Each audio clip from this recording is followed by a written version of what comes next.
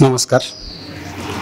आजचं व्याख्यान पुष्प 11वं हे गुंफण्यासाठी कैलासवासी श्री रामचंद्र सुबाराव कुलकर्णी व कैलासवासी सौ आशा रामचंद्र कुलकर्णी यांच्या स्मृतीप्रित्यर्थ जे आजचं व्याख्यान पुष्प आहे ते गुंफण्यासाठी आज या ठिकाणी ॲडव्होकेट नितीन माधव आपटे पुणे यांचं आगमन झालेलं आहे. त्यांचं मी मिरज विद्यार्थी संघाच्या वतीने आणि आपल्या सर्व मिरजकर रसिकांच्या वतीने प्रथम स्वागत करतो. आपल्या रोजच्या व्याख्यानमालेच्या प्रथेप्रमाणे आपण बीजारोपण करतो, तर त्याची आज पहिल्यांदा सुरुवात करूया परत. आणि आजच्या वक्त्याने मी अशी विनंती करतो की 1000 झाडं लावायचा जो संकल्प आहे त्याच्यात आपण योगदान देऊन थोडंसं बीजारोपण करावं अशी मी त्यांना विनंती करतो.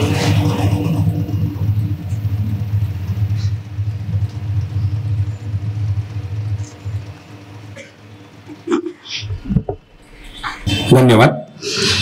आजच्या वक्त्यांचा मी अल्प परिचय करून देतो.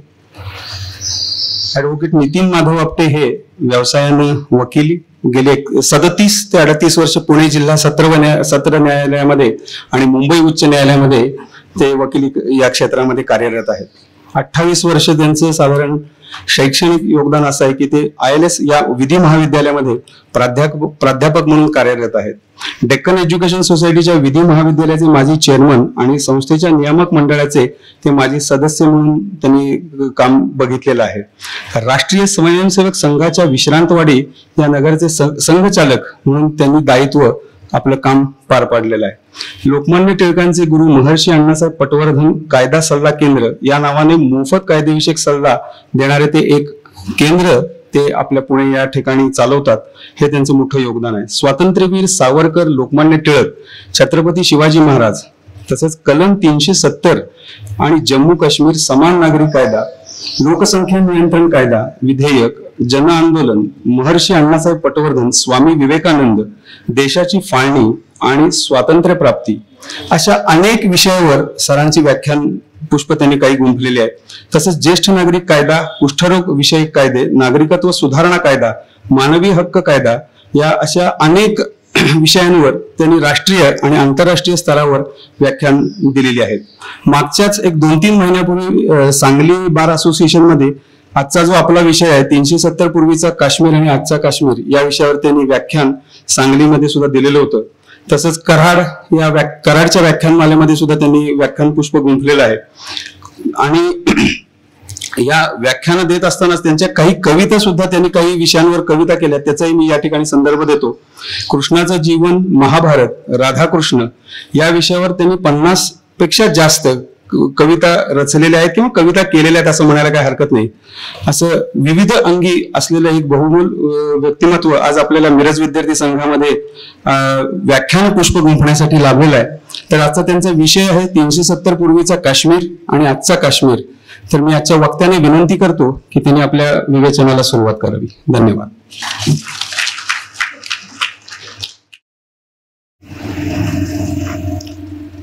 आजच्या आपल्या या कार्यक्रमाचे अध्यक्ष आणि संस्थेचे अध्यक्ष डॉक्टर मुकुंदराव पाठक, मिरज विद्यार्थी संघाचे सर्व मान्यवर पदाधिकारी आणि उपस्थित रसिक श्रोते, आज या साधारण 100 वर्ष पूर्ण होत असलेल्या वसंत व्याख्यानमालेत आपण सगळ्यांनी मला माझे विचार मांडण्याची संधी दिलीत त्याबद्दल प्रथमच मी आपणा सगळ्यांचे मनपूर्वक आभार मानतो, कृतज्ञता व्यक्त करतो आणि माझ्या विषयाला सुरुवात करतो. जम्मू काश्मीर आणि कलम 370 हे एक न सुटणारं कोडं कदाचित आणि अत्यंत अवघड झालेला, केला गेलेला आणि आता काही प्रमाणात सोडवला गेलेला असा हा विषय.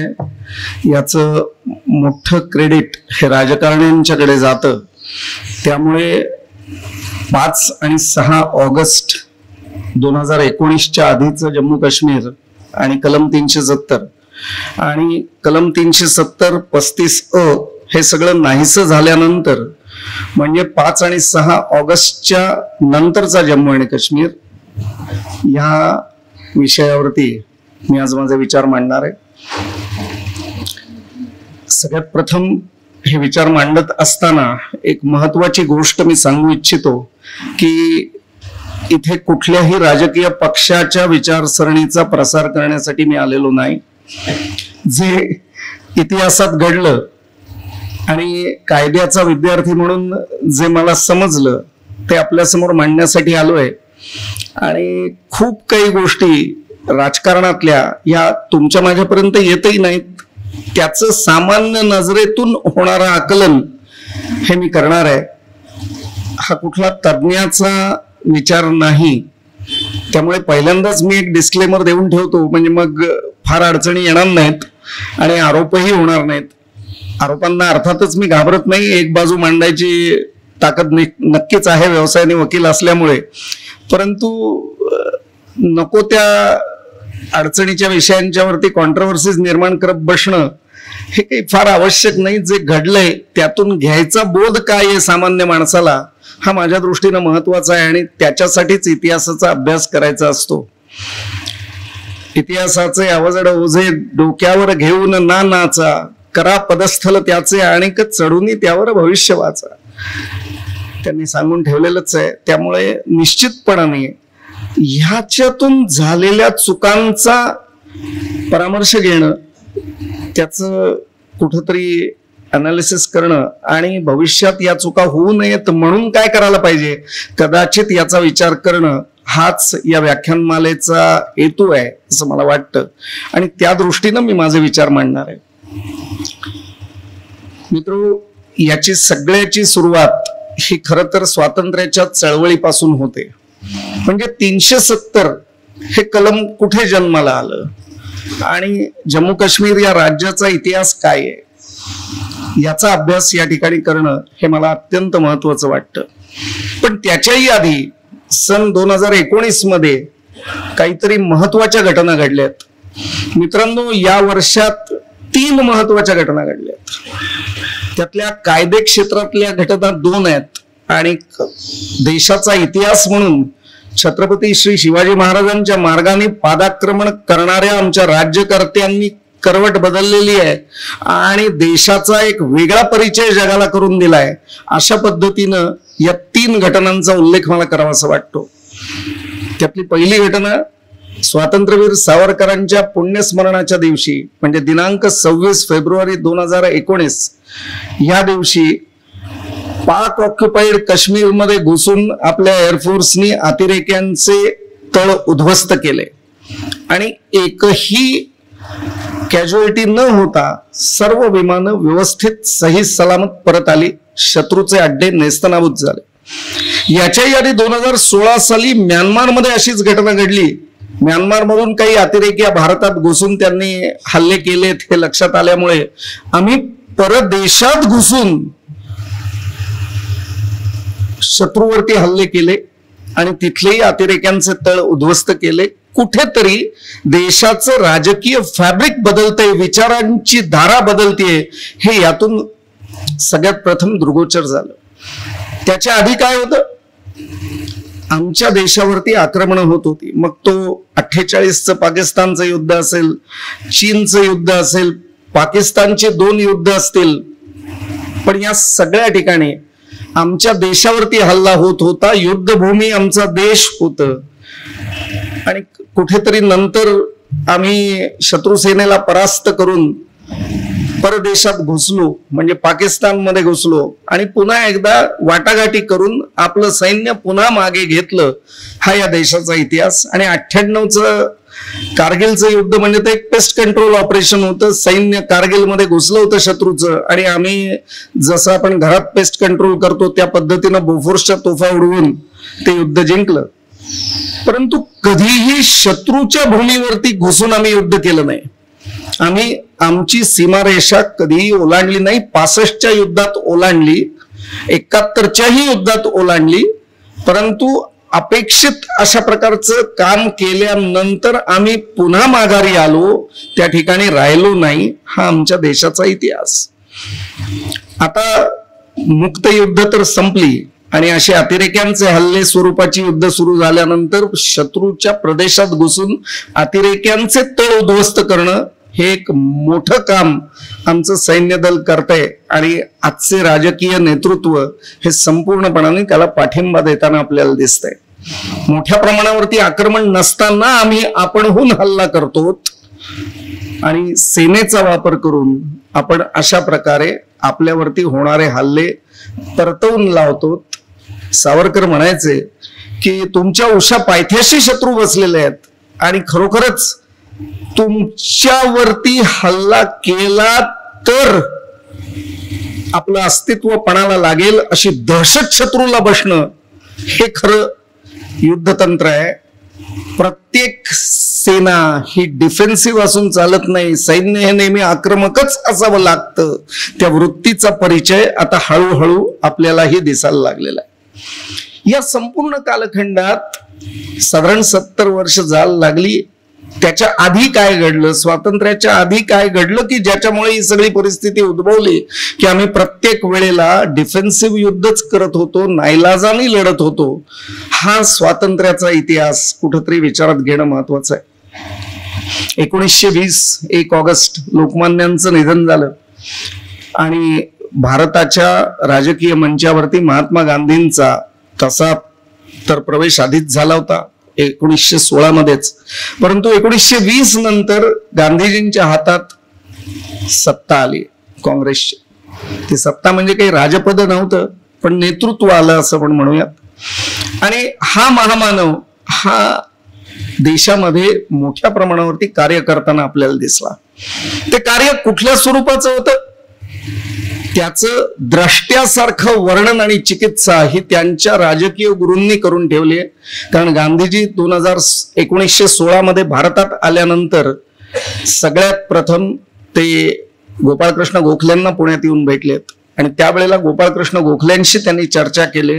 गोखल्यांनीच त्यांना सांगितलं की संपूर्ण देश फिरा, इथल्या माणसांशी नातं जोडा, इथल्या मातीचा रंग ओळखा. त्याप्रमाणे गांधीजींनी सगळं केलं आणि मग तो एक चर्चिलनं सांगितल्याप्रमाणे अर्धनग्न फकीर जन्माला आला की जो धोतर आणि पंचा अशा पद्धतीनं हातात काठी घेऊन देशभर प्रवेश करता झाला त्या राजकीय मंचावरती.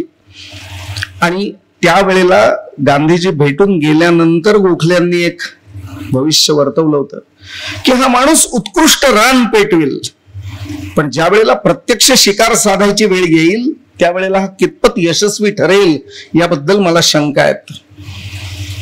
या पार्श्वभूमीवरती त्यांच्याच राजकीय गुरूंनी केलेल्या वक्तव्याच्या आधाराने आपण गांधीजींच्या आयुष्याची चिकित्सा केली पाहिजे.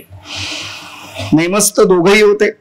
अहिंसक मार्ग हा त्यांनी चळवळ म्हणून नेमला होता आणि त्यामुळे एखादा मालकाला एखादी ट्रेड युनियन ज्याप्रमाणे नोटीस देते की अमुक अमुक तारखेपासून आम्ही संप करणार आहोत, त्याच पद्धतीनं गांधीजींनी पहिला देशव्यापी आंदोलन पुकारलं 1 सप्टेंबर 1920. त्यांनी चळवळ सुरू केली, ती सरकारला नोटीस देऊन सुरू केली. मित्रो, एक गोष्ट आपण समजून घेऊयात की ब्रिटिश सरकार हे आपलं शत्रू होतं आणि इथं शत्रूला जागा करून आम्ही आंदोलन करत होतो. असंच आंदोलन प्रत्येक वेळेला महात्माजींनी केलं. अर्थातच ब्रिटिश राज हे जागरूक होतं आणि त्यामुळे त्या प्रत्येक आंदोलनाचा काय चुथडा झाला हे काही मी वेगळं सांगण्याची गरज नाही. तो इतिहास आपल्या सगळ्यांना माहिती आहे. या सगळ्यावरची कडी 1942 साली झाली, परंतु त्याच्याही आधीपासून जी जी आंदोलनं गांधीजींनी केली त्या प्रत्येक आंदोलनामध्ये ब्रिटिश राज्यकर्त्यांना ते आंदोलन करणार आहेत हे आधीच माहिती असल्यामुळे ते शस्त्रसज्ज होते. त्यामुळे एक गोष्ट घडली, ती गोष्ट भारतीय समाजाच्या दृष्टीनं यथायोग्य होती, भारतीय समाजाची मानसिक ताकद वाढवणारी होती. ती म्हणजे सामान्य नागरिक हा गांधीजींच्या पाठीशी उभा राहिला होता, जो सावरकरांच्या आणि शिवाजीच्या मार्गानं हातात शस्त्र घेऊन युद्धाला उभा राहायला तयार नव्हता. शक्यही नव्हतं, कारण सैनिक एकूणच समाजात कमी असतात. ती वृत्ती असावी लागते, ती काही संपूर्ण समाजाची असत नाही. त्यामुळे सैन्याच्या मार्गाने, शस्त्रबलाच्या मार्गाने सावरकरांच्या मार्गावरती पाऊल टाकत ब्रिटिशांशी लढणं ही सामान्य गोष्ट नव्हती आणि त्याच्या मागे मॉब येणं शक्य नव्हतं आणि म्हणूनच लोकमान्यांनी वासुदेव बळवंत फडक्यांच्या आंदोलनाला, त्यांच्या क्रांतिकारी कार्याला पाठिंबा दिला नाही. ते म्हणले असे हजारो फडके कदाचित निर्माण झाले पाहिजेत, त्याच्याशिवाय हे यशस्वी होणार नाही. टिळकांना ते दिसत होतं. सावरकरांनी त्यांचं आणि टिळकांच्या नात्याचं वर्णन करून ठेवलंय आणि अर्थातच ते गुरु शिष्याचं नातं आहे, त्यामुळे हे शोभणारही वर्णन आहे. टिळक त्या खडगाची मूठ होते, ज्या खडगाचं आम्ही क्रांतिकारक पातळ होतो आणि टिळकांच्या म्हणजेच त्या तलवारीच्या मुठीच्या स्वप्नांचं पारणं, तलवारीचं पात हे फेरीत असते, ते कार्य आम्ही करत होतो. सावरकरांचे शब्द आहेत मित्रांनो. पण पुन्हा तेच की या मार्गावरती जाणाऱ्यांची संख्या स्वाभाविक रीतीनं कमी होती. या उलट गांधीजींचा मार्ग होता की सामान्याला चरखा चालवायचा, सूत कापायचं, रस्त्यावरती यायचं, जन आंदोलनात भाग घ्यायचा. आणि ब्रिटिश लोक म्हणजे औरंगजेब नसल्यामुळे जिथं शांततापूर्ण मार्गाने आंदोलन चालू आहे तिथं हजारोंच्या लोकांना गोळ्या घालून मारणारे इतके नृसिंह किंवा इतके रक्तपिपासू औरंगजेब म्हणजे ब्रिटिश नव्हते. त्यामुळे गांधीजींचं आंदोलन चाललं, गांधीजींचा मार्ग रुजला आणि सामान्यालाही झेपला, पटला. कारण सामान्य माणूस मोठ्या प्रमाणावरती गांधीजींच्या पाठीशी उभा राहिला. त्यांना माहिती होतं की आपल्याला मरायचं नाहीये, आंदोलन करायचंय, कदाचित काही काळ तुरुंगात जायचंय, पुन्हा बाहेर यायचंय, आपण जिवंत राहणार आहोत, हे सगळ्यांना माहिती होतं. त्यामुळे हा मार्ग सर्वसामान्यांना झेपणारा होता, पटणारा होता. त्यामुळे गांधीजींच्या अहिंसक अशा आंदोलनाच्या मार्गातून काय निर्माण झालं, जे गोपाळकृष्ण गोखले आधीच बोलतायत 1916 साली की हा माणूस उत्कृष्ट रान पेटवेल. त्याप्रमाणे या महामानवानी असामान्य रान पेटवलं. स्वातंत्र्याची ज्योत ही घराघरात पेटवली, स्वातंत्र्याची उर्मी प्रत्येक हृदयात जागवली आणि सर्वसामान्य नागरिक हा गांधीजींच्या पाठीशी मार खायला तयार झाला. गांधीजींनी एक काव्यात्मक वर्णन केलं या सगळ्या समाजाच्या प्रचंड एकतेच्या ताकदीचं. 1942 सालच्या जन आंदोलनांच्या फिल्म्स या स्वातंत्र्याला 50 वर्ष झाली म्हणून म्हणजे 1997 साली दूरदर्शनच्या माध्यमातून दाखवल्या गेल्या होत्या.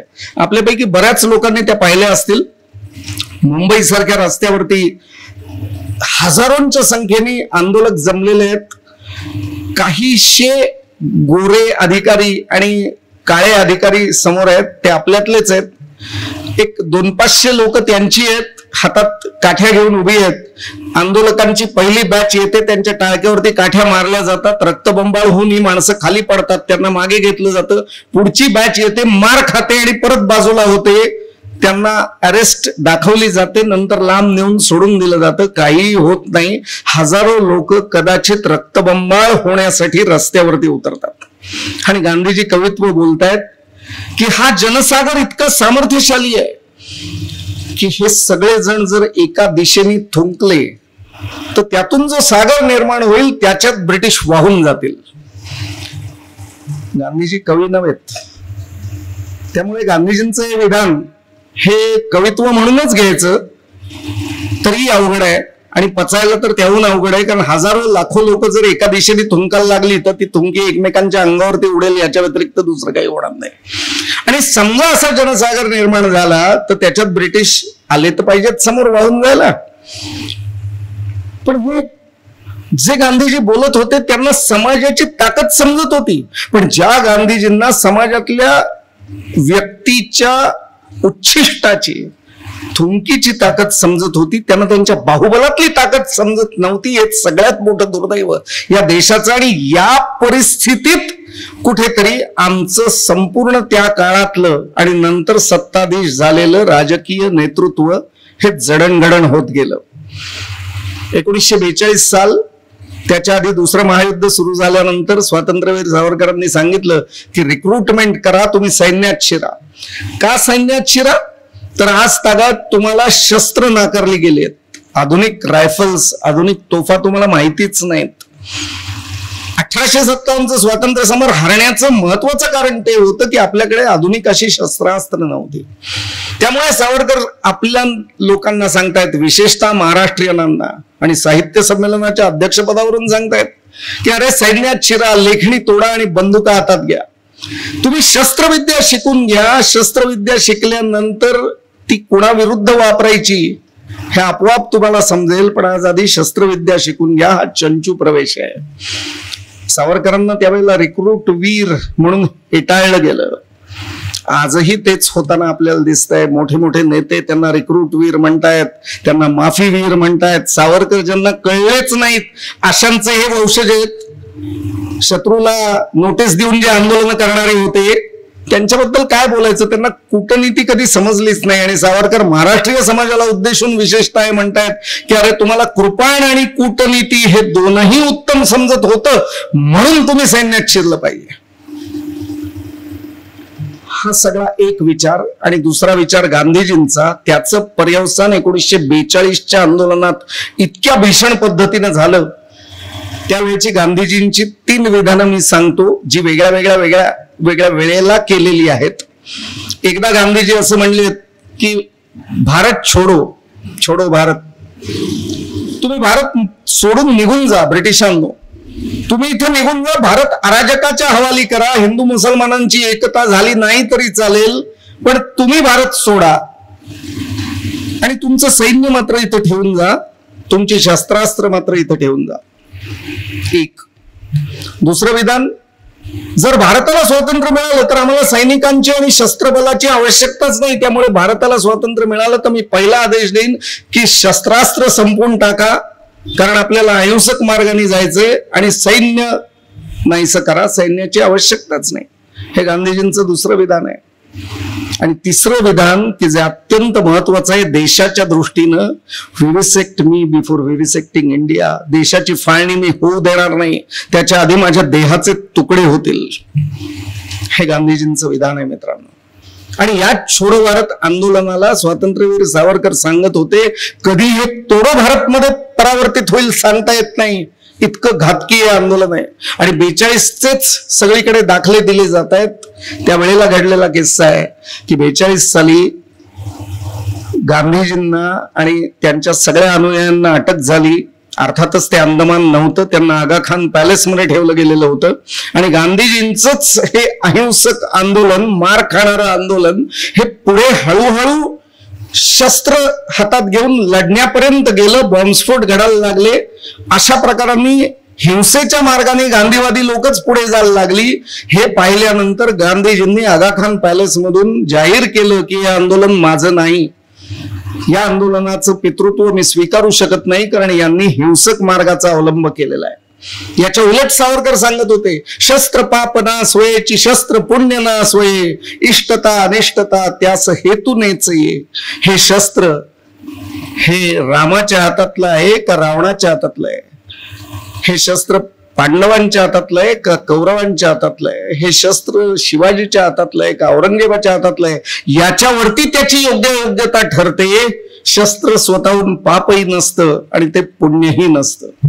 परंतु 2 विचारधाराच इतक्या प्रबळ रीतीनं या वेळेला समाजात काम करत होत्या. आणि अर्थातच जनजागृती प्रचंड झालेली असल्यामुळे, गोपाळकृष्ण गोखलेंनी सांगितल्याप्रमाणे रान पेटलेलं असल्यामुळे सावरकरांचे विचार पचावेत इतपत समाजात जागृती शिल्लक नव्हती. या सगळ्या पार्श्वभूमीवरती ज्या वेळेला ते आंदोलन हिंसक झालं आणि गांधीजींनी त्याचं पितृत्व नाकारलं, त्यावेळेला समाजवादी लोकांना की ज्यांनी काँग्रेस पक्षातल्या ज्यांना ते आंदोलन सशस्त्र करायचं होतं, त्यांनी सावरकरांचा सत्कार करायचं ठरवलं. आणि स्वातंत्र्यवीर सावरकरांचा सत्कार करताना एक नेता असं म्हणाला, आजचे सावरकर जे रिक्रुटमेंट सांगतायत ते आम्हाला पटत नाहीत, परंतु 1908 साली लंडन मधून पिस्तूल पाठवणारे सावरकर आम्हाला पटतायत, म्हणून आम्ही त्या सावरकरांचा सत्कार करतोय. आणि मित्र, सावरकरांनी त्याला उत्तर देताना असं सांगितलं की 1908 सालचे सावरकर समजायला आणि व्यवहारात उतरवायला तुम्हाला 1942 साल उजाडलं. 1942 सालचे सावरकर कळायला कदाचित पुढची 20 वर्ष जावी लागतील. तोपर्यंत थांबण्याची माझी तयारी आहे.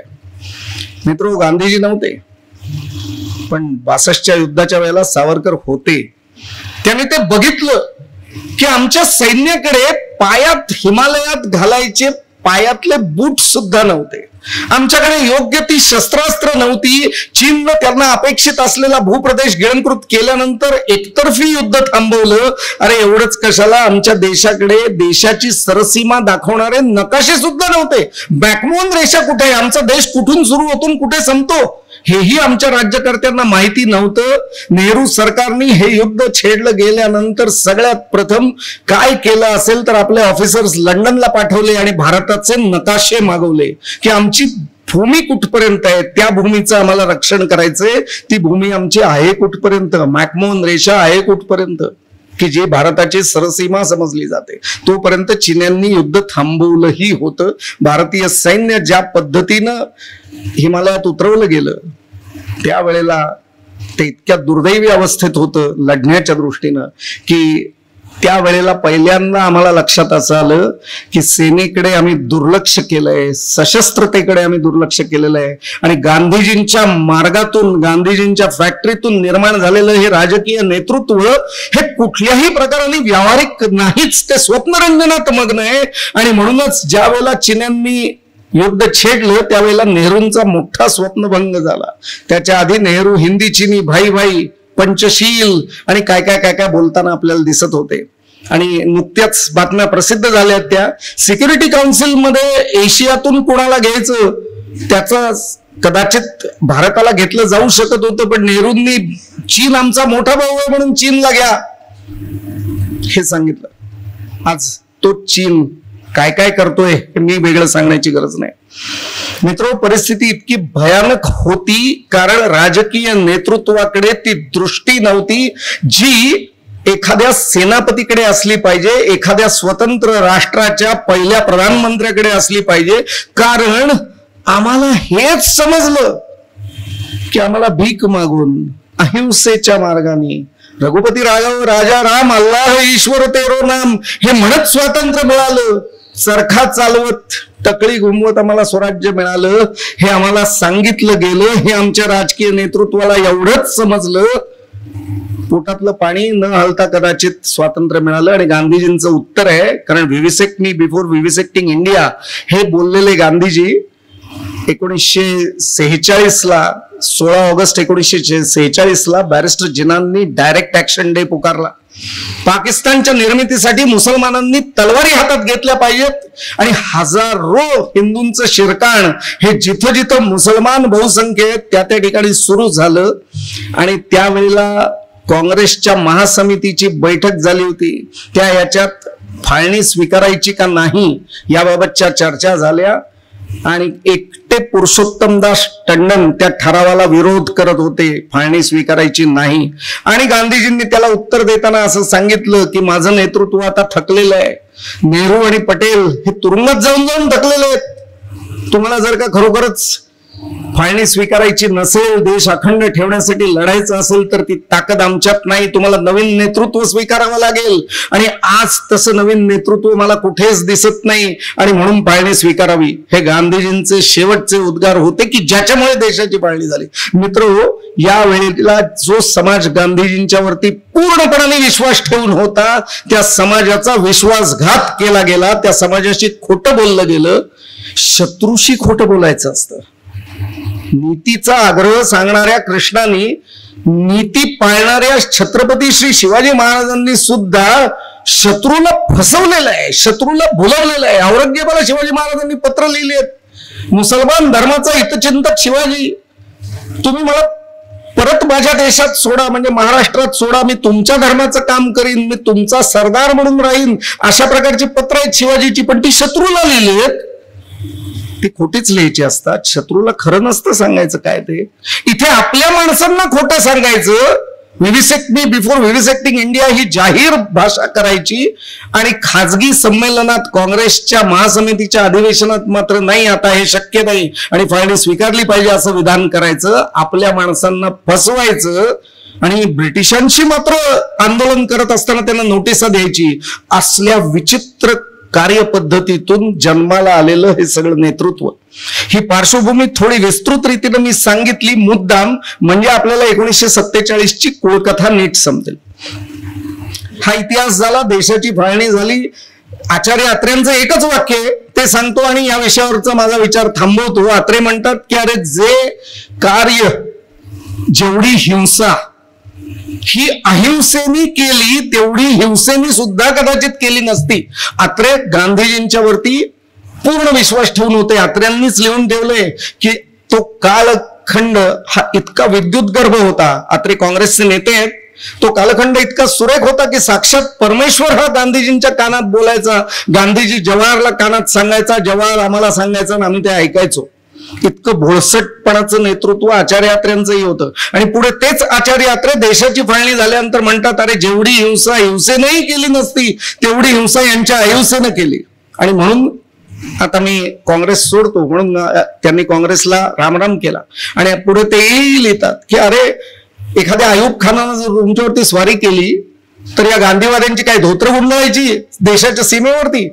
आणि मग ते अत्रे आपल्या पद्धतीनं लिहितात की त्यावेळेला तरी ती धोत्र स्वच्छ असायला हवेत ना. हे आचार्य अत्रे.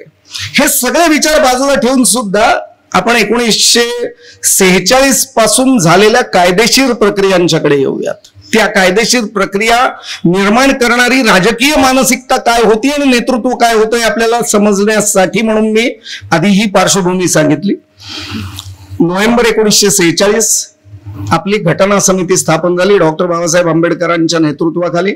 आणि या घटना समितीनं भारताची राज्यघटना तयार करण्याचं कार्य सुरू केलं. साधारण 190 पेक्षा जास्त अशा प्रकारचे वेगळ्या वेगळ्या क्षेत्रातले विद्वान आणि राजकीय नेते हे त्या सगळ्या कार्यक्रमात होते. त्यांनी प्रत्येक शब्दावरती खल करून कदाचित उहापोह करून या देशाची राज्यघटना बनवली आणि दिनांक 26 जानेवारी 1950 ती लोकार्पित केली. हे कार्य सुरू झालं तेव्हा देश स्वतंत्र नव्हता आणि घटना लोकार्पित झाली त्यावेळेला देश स्वतंत्र झाला होता. आपलं मंत्रिमंडळ हे लोकशाही मार्गाने स्थापित झालेलं होतं.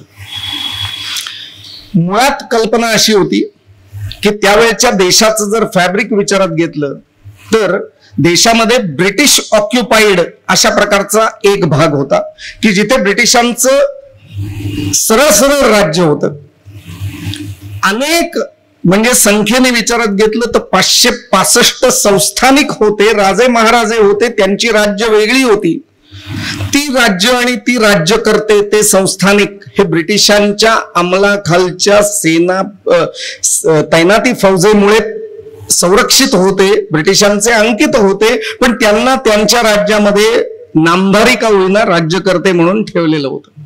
हे दोन अशा प्रकारचे राज्याचे तट हे त्यावेळच्या राज्यात होते, त्यावेळच्या देशात होते. म्हणजे ब्रिटिश रूल्ड अशा प्रकारचा एक भाग आणि 565 संस्थानिकांच्या ताब्यातली वेगळी वेगळी छोटी छोटी संस्थानं. हे संस्थानिक ज्या वेळेला देशाला स्वातंत्र्य दिलं जाईल, ज्या वेळेला ब्रिटिश इथून निघून जातील, त्यावेळेला ब्रिटिश लोक आणि हे संस्थानिक यांच्यात जो तो करार झालेला होता त्या कराराचा विचार करतात, ज्याच्यामुळे तैनाती फौज त्यांना पुरवली गेलेली होती, त्यांनाही स्वातंत्र्य मिळणार होतं. म्हणजे औंधचा संस्थानिक स्वतंत्र होणार होता, ग्वाल्हेरचा संस्थानिक स्वतंत्र होणार होता, त्यांची छोटी छोटी 565 राज्य तयार होणार होती. आणि 565 संस्थानिक एकीकडे आणि 566वा भारत देश आणि पाकिस्तानचा देश हा 567वा. 567 तुकडे या भारतभूमीचे ब्रिटिश रूल्ड भारतभूमीचे होणार होते. आणि म्हणून याच्यामध्ये त्यांनी दोनच विभागण्या करायला परवानगी दिली, एक भारत आणि एक पाकिस्तान. पाकिस्तानची संकल्पनाच ही की मुसलमान लोक हिंदू लोकांच्या बरोबर राहू शकत नाहीत म्हणून पाकिस्तानची निर्मिती, मुस्लिम राष्ट्र वेगळं आहे म्हणून पाकिस्तानची निर्मिती. आणि या पाकिस्तानच्या निर्मितीमध्ये त्यांना अपेक्षित असलेला प्रदेश म्हणजे आजचा पाकिस्तान, आजचा बांगलादेश पूर्ण आणि आत्ताचा हैदराबाद जे निजामाचं संस्थान होतं ते म्हणजे हैदराबाद भारताच्या मधोमध आहे आणि हे दोन प्रदेश वरती, एक डाव्या बाजूला एक उजव्या बाजूला, आणि हे इतकं विसंघटित असल्यामुळे यांना जोडणारे कॉरिडॉर्स म्हणजे असा त्रिकोणी भूप्रदेश हा जिनांना अपेक्षित होता. अर्थातच हैदराबादची मागणी मान्य होणं शक्य नव्हतं. ह्या दोन प्रदेशांची मागणी मान्य झाली, तीही अर्धा पंजाब त्यांना दिला गेला, अर्धा बंगाल दिला गेला, पूर्ण पंजाब पूर्ण बंगाल दिला गेला नाही. आणि पाकिस्तानची निर्मिती झाली दिनांक 14 ऑगस्ट 1947. त्याच्या आधीच डायरेक्ट ऍक्शन डे पुकारून रूसिय अशा प्रकारचं हत्याकांड आणि हिंदूंचं एक्सटर्मिनेशन सुरू झालं. त्याला प्रत्युत्तर म्हणून हिंदूंनी भारतामध्ये मुसलमानांचा बदला घ्यायला सुरुवात केली आणि या देशात अराजक माजलं. अहिंसेनं हिंसा पेटवली. या सगळ्या पार्श्वभूमीवरती घटना समितीचं काम शांतपणाने चालू होतं. परिस्थितीत अराजक होतं. ब्रिटिश लोक निघून जाणार तो दिवस होता 15 ऑगस्ट 1947. आणि ह्या सगळ्या छोट्या छोट्या राज्यांचं संस्थानिकांचं काय करायचं, तर मूळ संकल्पना अशी होती, अमेरिकेच्या धर्तीवरती या संस्थानिकांना स्वातंत्र्य दिलं गेलं की तुम्ही एका विशिष्ट कालखंडात तुमच्या राज्यामध्ये लोकशाही पद्धतीनं निवडणुका घ्या. म्हणजे संस्थानिकांनी त्यांच्या संस्थानामध्ये निवडणुका घ्यायच्या आणि लोकनियुक्त सरकार पुढे आणायचं. आणि मग अशा लोकनियुक्त संस्थानातल्या लोकनियुक्त सरकारनी जी पहिली विधानसभा त्यांच्या राज्याची तयार होईल त्या राज्याची ती घटना समिती असेल आणि त्यांनी आपल्या राज्यापुरती छोटी घटना तयार करायची. देशात त्यांच्या राज्याची छोटी घटना, संस्थानाची छोटी घटना तयार होईल. आणि संपूर्ण भारत देशाची राज्यघटना तयार करण्यासाठी हे मंडळ जमलेलं होतं. घटना समिती नोव्हेंबर 46 पासून कार्यरत होती. त्या सगळ्या संस्थानाधिपतींनी आपापल्या राज्यघटना तयार करायच्या, पण त्या सगळ्या राज्यघटना या भारत देशाच्या मूळ राज्यघटनेच्या पेक्षा खालच्या दर्जाच्या असतील. मूळ राज्यघटना ही भारत देशाची सगळ्यांना मान्य करावी लागेल, ही मूळ कल्पना होती. परंतु नंतर लक्षात असं यायला लागलं की या संस्थानांच्या मध्ये इलेक्शन्स घेऊन त्यांची विधिमंडळ स्थापन करणं सुद्धा इतकं सोपं नाही. आणि मग सगळ्यांनी मिळून असं ठरवलं की एवढ्या सगळ्या राज्यघटना तयार करण्याचा जो सोस आपण करतो ते कदाचित चुकतंय. आपण एकच संपूर्ण देशाची राज्यघटना तयार करूयात. या पद्धतीनं भारताची राज्यघटना अस्तित्वात आली. मग या संस्थानिकांना त्यांचे प्रतिनिधी घटना समितीवरती पाठवायला सांगण्यात आलं. त्यामध्ये जम्मू काश्मीर राज्याचा प्रतिनिधी म्हणून डॉक्टर करण सिंग सुद्धा मे 1949 मध्ये आले आणि त्यांनीही नोव्हेंबर 1949 मध्ये जम्मू काश्मीर राज्याचा प्रतिनिधी म्हणून म्हणजे महाराजाचा प्रतिनिधी म्हणून त्या राज्यघटनेवरती स्वाक्षरी केली, देशाच्या राज्यघटनेवरती की जी त्यांना मान्य होती. एक हे सगळं राजकीय घटना निर्मितीचं काम चालू असतानाच 15 ऑगस्ट 1947 झालं. देश स्वतंत्र झाला. नेहरूंच्या अधिपत्याखाली पहिलं सरकार स्थापन झालं आणि 22 ऑक्टोबर 1947 या देशावरती पहिला हल्ला आला. तो पाकिस्तानी सैन्याच्या माध्यमातूनच झालेला. मुजाहिदीनांच्या रूपाने अतिरेकी घुसखोर घुसतायत अशा प्रकारचं त्याचं स्वरूप होतं. कारण जम्मू काश्मीर त्यांना घ्यायचं होतं. त्याच्या आधी यांचा सगळा उहापोहा आपण करूयात की यांच्याकडून अपेक्षित काय होतं. तर माउंट बॅटननी त्या राजांच्या सगळ्या मंडळासमोर प्रिन्सली स्टेट्स समोर एक आवाहन केलं होतं. त्यांना 2 पर्याय दिले होते या सगळ्या संस्थानिकांना की तुम्हाला तुमचं छोटंसं संस्थान हे स्वतंत्र ठेवता येणार नाही. तुम्हाला काय करावं लागेल तर एक तुमचं संस्थान हे भारतात तरी विलीन करावं लागेल किंवा पाकिस्तानात तरी विलीन करावं लागेल. आणि हे करत असताना तुम्हाला 2 गोष्टी विचारात घ्यायच्या आहेत. त्यातली पहिली गोष्ट अशी की तुमच्या जनतेचं मत काय आहे, म्हणजे तुम्ही जनमत घ्यायचंय. त्या संस्थानातल्या लोकांनी मतदान करायचंय भारतात जायचं का पाकिस्तानात. आणि दुसरी गोष्ट हे जनमत घेण्याच्या आधी संस्थानिकांनी विचार असा करायचा आहे की जिओग्राफिकल कंटिन्युइटी असली पाहिजे ज्या देशात तुम्ही विलीन होऊ इच्छिता त्या देशाशी. म्हणजे काबूल कंदहारचा नवाब हा पाकिस्तानातच जाऊ शकतो, तो भारतात येऊ शकत नाही. कारण भूभागाची संलग्नता नाही. त्याचप्रमाणे हैदराबादचा निजामही पाकिस्तानात जाऊ शकत नाही, कारण तो भारताच्या मधोमध आहे.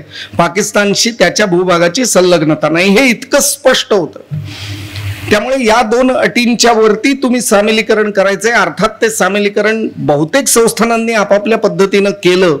दोन संस्थानांचा हा प्रश्न होता, एक जम्मू काश्मीर, दुसरं निजाम. निजाम आपणून भारतात सामील व्हायला तयार नव्हता, त्यामुळे सरदार पटेलांच्या सारख्या असामान्य नेतृत्वानं तिथे मिलिटरी ऑपरेशन करून हैदराबाद ताब्यात घेतलं आणि निजामाला अंकित केला आणि आजचा देश निर्माण झाला. तरी गोवा हे 1961 साली भारतात आलंय. म्हणजे आजचा जो भारताचा नकाशा आहे तो परिपूर्ण झाला 1961 साली, ज्यावेळेला गोवा आपल्यात आलं. त्याच्यासाठी आंदोलन करावं लागलं. त्यावेळेला पटेल नाही आहेत, पण तरी, आणि ते आंदोलन सैनिकांनी नाही, ते आंदोलन सामान्यांनी केलं, ज्याच्यात सुधीर फडके आहेत, बाबासाहेब पुरंदरे आहेत, बिंदुमाधव जोशींच्या सारखे नेते त्याच्यात आहेत. हे सगळं वेगळं. परंतु जम्मू काश्मीरचा महाराजा हा एकच राजा आणि एकच संस्थान असं होतं की ज्या संस्थानाला दोन्हीकडे जाता येणं शक्य होतं, पाकिस्तानातही आणि भारतातही, कारण त्याच्या भूभागाची संलग्नता ही दोन्ही देशांना होती. आणि त्याच्याही पेक्षा गमतीशीर गोष्ट, हा महाराजा कुठेच जायला तयार नव्हता. त्याला त्याचं संस्थान हे स्वतंत्र टिकवायचं होतं. हे त्याला स्वतंत्र टिकवायचं असल्यामुळे तो निर्णय घ्यायला वेळ घेत होता आणि त्यामुळे एक अशा प्रकारचा करार हा सुचवला गेला होता की ज्यांचा निर्णय होत नाही अशा लोकांनी स्टँडस्टिल करार करायचा दोन्ही देशांची, भारताशी सुद्धा आणि पाकिस्तानशी सुद्धा. स्टँडस्टिल करार म्हणजे एका अर्थाने जोपर्यंत तो महाराजा निर्णय घेत नाही तोपर्यंत त्याचे जे आणि त्याच्या देशातल्या नागरिकांचे जे नातेसंबंध आहेत किंवा जे व्यावहारिक संबंध आहेत भारतातल्या लोकांशी आणि पाकिस्तानातल्या लोकांशी, त्यांचे ते तसेच सुरळीत राहतील, ही ती कल्पना होती. त्याला दोन्ही देशांनी अडथळा निर्माण करायचा नाही आणि त्या संस्थानिकांनीही अडथळा निर्माण करायचा नाही. त्यामुळे भारताची स्टँडस्टिल करार करणं हे गरजेचं होतं. महाराजाने भारताशी केला नाही, भारतानेही महाराजाशी केला नाही, पण पाकिस्तानने मात्र स्टँडस्टिल करार भारताशी केला. शत्रू कसा वागतो ते बघा. सगळीकडे त्यांनी वातावरण असं निर्माण केलं की जम्मू काश्मीरची स्वायत्तता आम्हाला मान्य आहे, त्यामुळे आम्ही त्याच्यात पडणार नाही, आणि म्हणून स्टँडस्टिल करारावरती पाकिस्तानने सही केली. परंतु 22 ऑक्टोबर 1947ला तिथे सैन्य घुसवलं. तोपर्यंत महाराजा कदाचित स्वप्नरंजनात होता. हरिसिंगांच्या लक्षात आलं पहिल्या 4 दिवसात की श्रीनगरची वीज काटली गेलेली आहे, सैन्य 40-50 किलोमीटर वरती आलेलं आहे, पाकिस्तान आपल्याला जिंकू शकतं आणि आपलं स्वतंत्र अस्तित्व टिकवणं आता शक्य नाही. त्यावेळेला 26 ऑक्टोबर 1947 महाराजांनी नेहरूंना पत्र पाठवलं. त्याही वेळेला लॉर्ड माउंटबॅटन हे भारताचे व्हॉइसरॉय आहेत, त्यांना पत्र लिहिलं गेलं की मी भारतात सामील व्हायला तयार आहे, माझा सामीलनामा स्वीकारा आणि तुमचं सैन्य इथे पाठवा, माझा देश वाचवा. मित्रो, 26 ऑगस्ट संध्याकाळ सरदार वल्लभभाई पटेल, पंडित जवाहरलाल नेहरू आणि जनरल बूचर जो भारताच्या सेनेचा सेनापती आहे, या सगळ्यांची, डिफेन्स मिनिस्टर बलदेव सिंग, या सगळ्यांची बैठक आहे. आणि त्याच्यात बूचर सांगतोय की काश्मीरमध्ये सैन्य उतरवणं शक्य नाही, कारण तिथं बर्फ आहे, तिथं रस्ते नाहीत, तिथं विमानतळ धड नाहीत. काश्मीरमध्ये सैन्य उतरणं हा घात आहे आणि म्हणून ह्या सैन्य उतरवण्याला माझा विरोध आहे. अर्धा पाऊण तास चर्चा चालली होती, तड लागत नव्हती. नेहरू तिथे फिके पडत होते. त्यावेळेला सरदार पटेलांनी एकच वाक्य उच्चारलं, mister Bucher, snow or no snow, roads are no roads, Indian army should land in Kashmir tomorrow morning at any cost. उद्या सकाळी आपलं सैन्य तिथं उतरलं पाहिजे, हे सरदारांनी आदेश दिल्यासारखं केलं आणि ते तिथनं निघून गेले. पुढच्या 1 तासात जनरल बूचरनी राजीनामा दिला. मित्रो, ब्रिटिश लोक काय आहेत हेही कळतं, कारण जनरल बूचर हा ब्रिटिशांचा सेनापती भारतात नेमला गेलेला होता स्वातंत्र्यानंतर सुद्धा. तसाच त्यांचा एक सेनापती हा पाकिस्तानात होता, पाकिस्तानच्या सैन्याचं नेतृत्व करत होता. आणि हे दोनही ब्रिटिश अधिकारी हे जनरल ऑचिनलेक म्हणजे ब्रिटिशांचा जो सरसेनापती आहे त्याला रिपोर्ट करत होते.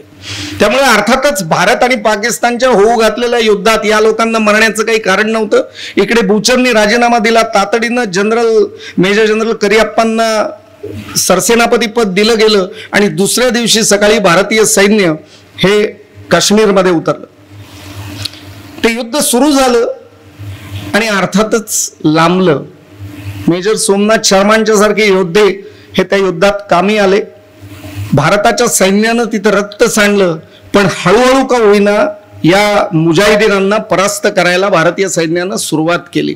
हे सैन्य श्रीनगरपर्यंत लवकर का पोहोचू शकलं नाही, तर अर्थातच लुटमार आणि बलात्कार अत्याचार याच्यात ते गुंतलेले होते. इतकं महनीय कार्य ते करत असल्यामुळे त्यांना जम्मू काश्मीर जिंकता आलं नाही आणि पाठोपाठ भारतीय सैन्यानं त्यांच्यावरती हल्ला करून त्यांना मागे ढकलायला सुरुवात केली.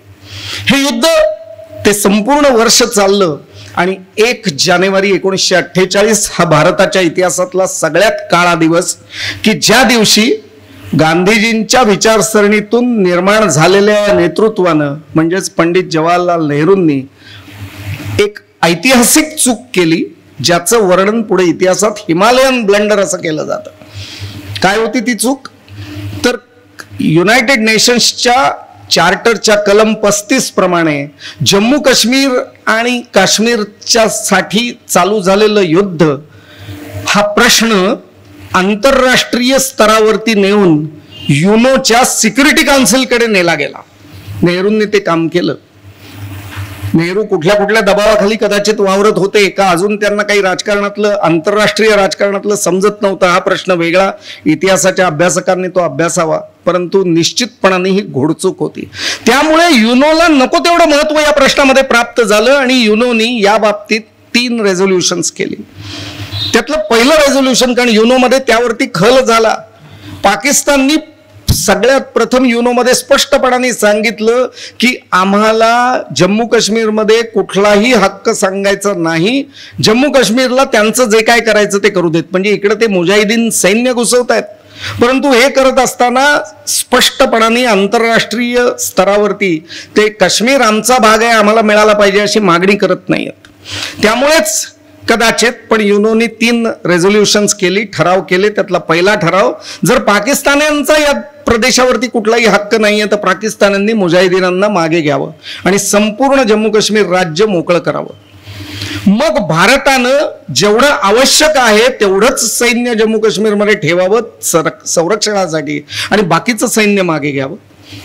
आणि हे झाल्यानंतर, ह्या दोन्ही गोष्टी झाल्यानंतर पुढचा जे ठराव केला गेला होता तो खोडसाळ होता, की हे सगळं झाल्यानंतर पुन्हा एकदा मूळ परिस्थिती निर्माण करावी. म्हणजे काय, तर जम्मू काश्मीरच्या संस्थानातल्या लोकांना मतदान करायला प्रवृत्त करावं की त्यांना भारतात जायचंय का पाकिस्तानात. आणि मग जम्मू काश्मीरचे लोक जे म्हणतील त्या पद्धतीनं निर्णय व्हावा, भारतात जायचं त्यांनी का पाकिस्तानात. म्हणजे पुन्हा एकदा जे युद्धात जिंकलं होतं ते तहात घालवायचे उद्योग युनोनी ठरवले होते.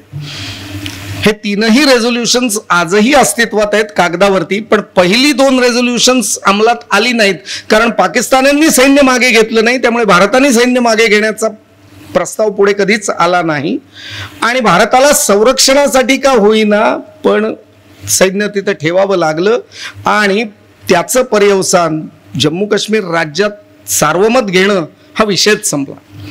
पण मित्रो, या सगळ्याचा परिणाम समजून घ्या. साधारण 88,000 चौरस किलोमीटरचा प्रदेश हा या युद्धात पाकिस्तान्यांनी जिंकलाय जम्मू काश्मीरचा, की जो आजही त्यांच्या ताब्यात आहे. साधारण 35-36 हजार चौरस किलोमीटरचा प्रदेश हा चीन्यांनी जिंकलाय, जो आज चीनच्या ताब्यात आहे. आणि साधारण 5,000 चौरस किलोमीटरचा प्रदेश जम्मू काश्मीर राज्याचा हा पाकिस्ताननी चीनला भेट म्हणून दिलाय, हलवायच्या घरावरती तुळशीपत्र. आणि हेही आज अस्तित्वात आहे आणि उरलेलं जम्मू काश्मीर राज्य आपल्या अस्तित्वात आहे, आपल्या ताब्यात आहे.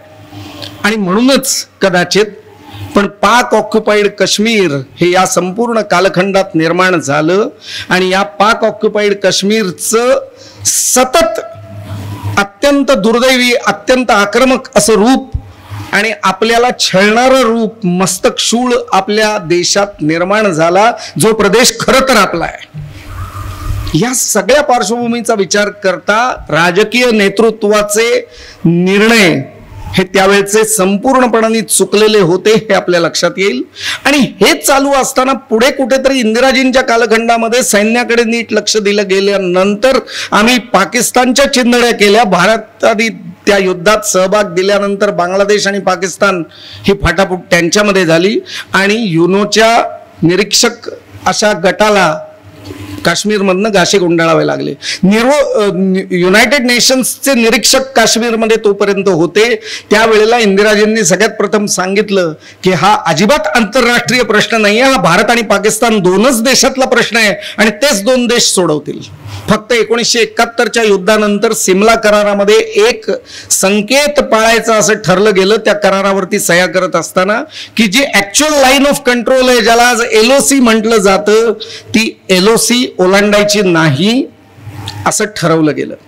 त्यामुळेच पाक ऑक्युपाईड काश्मीर आजही शिल्लक आहे, जो कदाचित आपण पूर्ण जिंकला होता, जिंकू शकत होतो. परंतु जम्मू काश्मीर राज्य जे 15 ऑगस्ट 1947ला होतं ते आज आपल्या देशात नाही.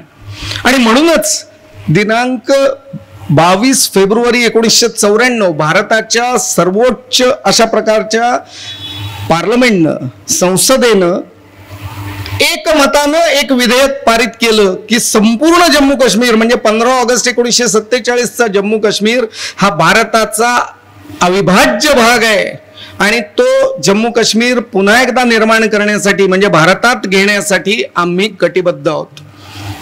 नशीब मिरज हा प्रदेश भारताचा अविभाज्य भाग आहे असं रेझोल्युशन करायची वेळ नाही आलेली अजून. अशाच प्रकारची रेझोल्युशन हास्यास्पद करावी लागतात, कारण ही परिस्थिती राजकीय दुर्दैवी अशा प्रकारच्या फसलेल्या डावपेचातून निर्माण होते. आणि म्हणून आपलाच प्रदेश हा आमचा प्रदेश आहे असं आम्हाला ठरवावं लागतं. ही आपली समजूत घालणं होतं. मग पुन्हा एकदा आपण या घटनाक्रमाकडे येऊयात, घटनेच्या विकासाकडे येऊयात. भारताची राज्यघटना ही तयार झाल्यानंतर त्यावेळेला कल्पना जी होती ती अशीच होती की प्रत्येक संस्थानाने स्वतःची घटना तयार करायची. पण जम्मू काश्मीरच्या बद्दल काय करायचं, कारण तिथं तर युद्ध चालू आहे. तो प्रश्न आंतरराष्ट्रीय न्यायालयात, आंतरराष्ट्रीय स्तरावरती आहे, सिक्युरिटी काउन्सिलकडे. मग हा प्रश्न हा लगेच सुटायची शक्यता नाही, म्हणून घटनाकारांनी घटनेमध्ये 370वे कलम आणलं. आणि म्हणून त्याचे जर मार्जिनल नोट्स आपण बघितल्या, घटनेच्या डाव्या बाजूला मार्जिनमध्ये नोट्स लिहिल्या जातात की ज्याच्यावरून ते आर्टिकल, ते कलम कशासाठी आहे हे कळतं. त्याच्यामध्ये लिहिलं होतं टेम्पररी प्रोव्हिजन. 370 कलम ही टेम्पररी प्रोव्हिजन आहे. काय प्रोव्हिजन होती ती, तर तिथे अजून राज्यघटना तयार नाही, कारण जम्मू काश्मीर राज्याची असेंब्लीज निवडून आलेली नाही, त्यामुळे तिथं घटना तयार होऊ शकत नाही त्या राज्याची. आणि म्हणून त्यांची राज्यघटना तयार होईपर्यंत, म्हणजे राज्याची घटना तयार होईपर्यंत ही टेम्पररी प्रोव्हिजन आहे 370ची, की ज्याच्यामध्ये 3 विषय, सरफेस ट्रान्सपोर्ट, फॉरेन अफेअर्स आणि डिफेन्स, हे जे 3 महत्वाचे विषय आहेत, याच्याबद्दल कायदे करण्याचा अधिकार हा केंद्रीय सत्तेला आहे. म्हणजे भारताच्या पार्लमेंटला जम्मू काश्मीरला लागू असणारे या 3 विषयावरचे कायदे करता येतील, त्यांच्याशी सल्लामसलत करून. म्हणजे जम्मू काश्मीरच्या लोकांशी सल्लामसलत करून हे 3 कायदे करावेत. इतर विषयांच्या बद्दल जर काही कायदे करायचे झाले तर जम्मू काश्मीर असेंब्लीची, लोकनियुक्त लोकांची पूर्वसंमती लागेल, त्याच्याशिवाय भारताचा कुठलाही कायदा जम्मू काश्मीरमध्ये लागू होणार नाही. ही अट 370 कलमात होती. त्याचबरोबरीनं याच्या व्यतिरिक्त जर काही करायचं असेल तर प्रेसिडेंट्स ऑर्डिनन्सनी महत्वाचे विषय हे जम्मू काश्मीरला लागू होण्यासाठी कायद्यात रूपांतरित करता येतील. या सगळ्याचं मेकॅनिझम काय आहे, तर जम्मू काश्मीरला लागू असलेला कायदा जर केंद्रीय सत्तेला करायचा असेल तर तो भारताच्या राष्ट्रपतींच्या स्वाक्षरीनं अध्यादेशाने लागू होईल.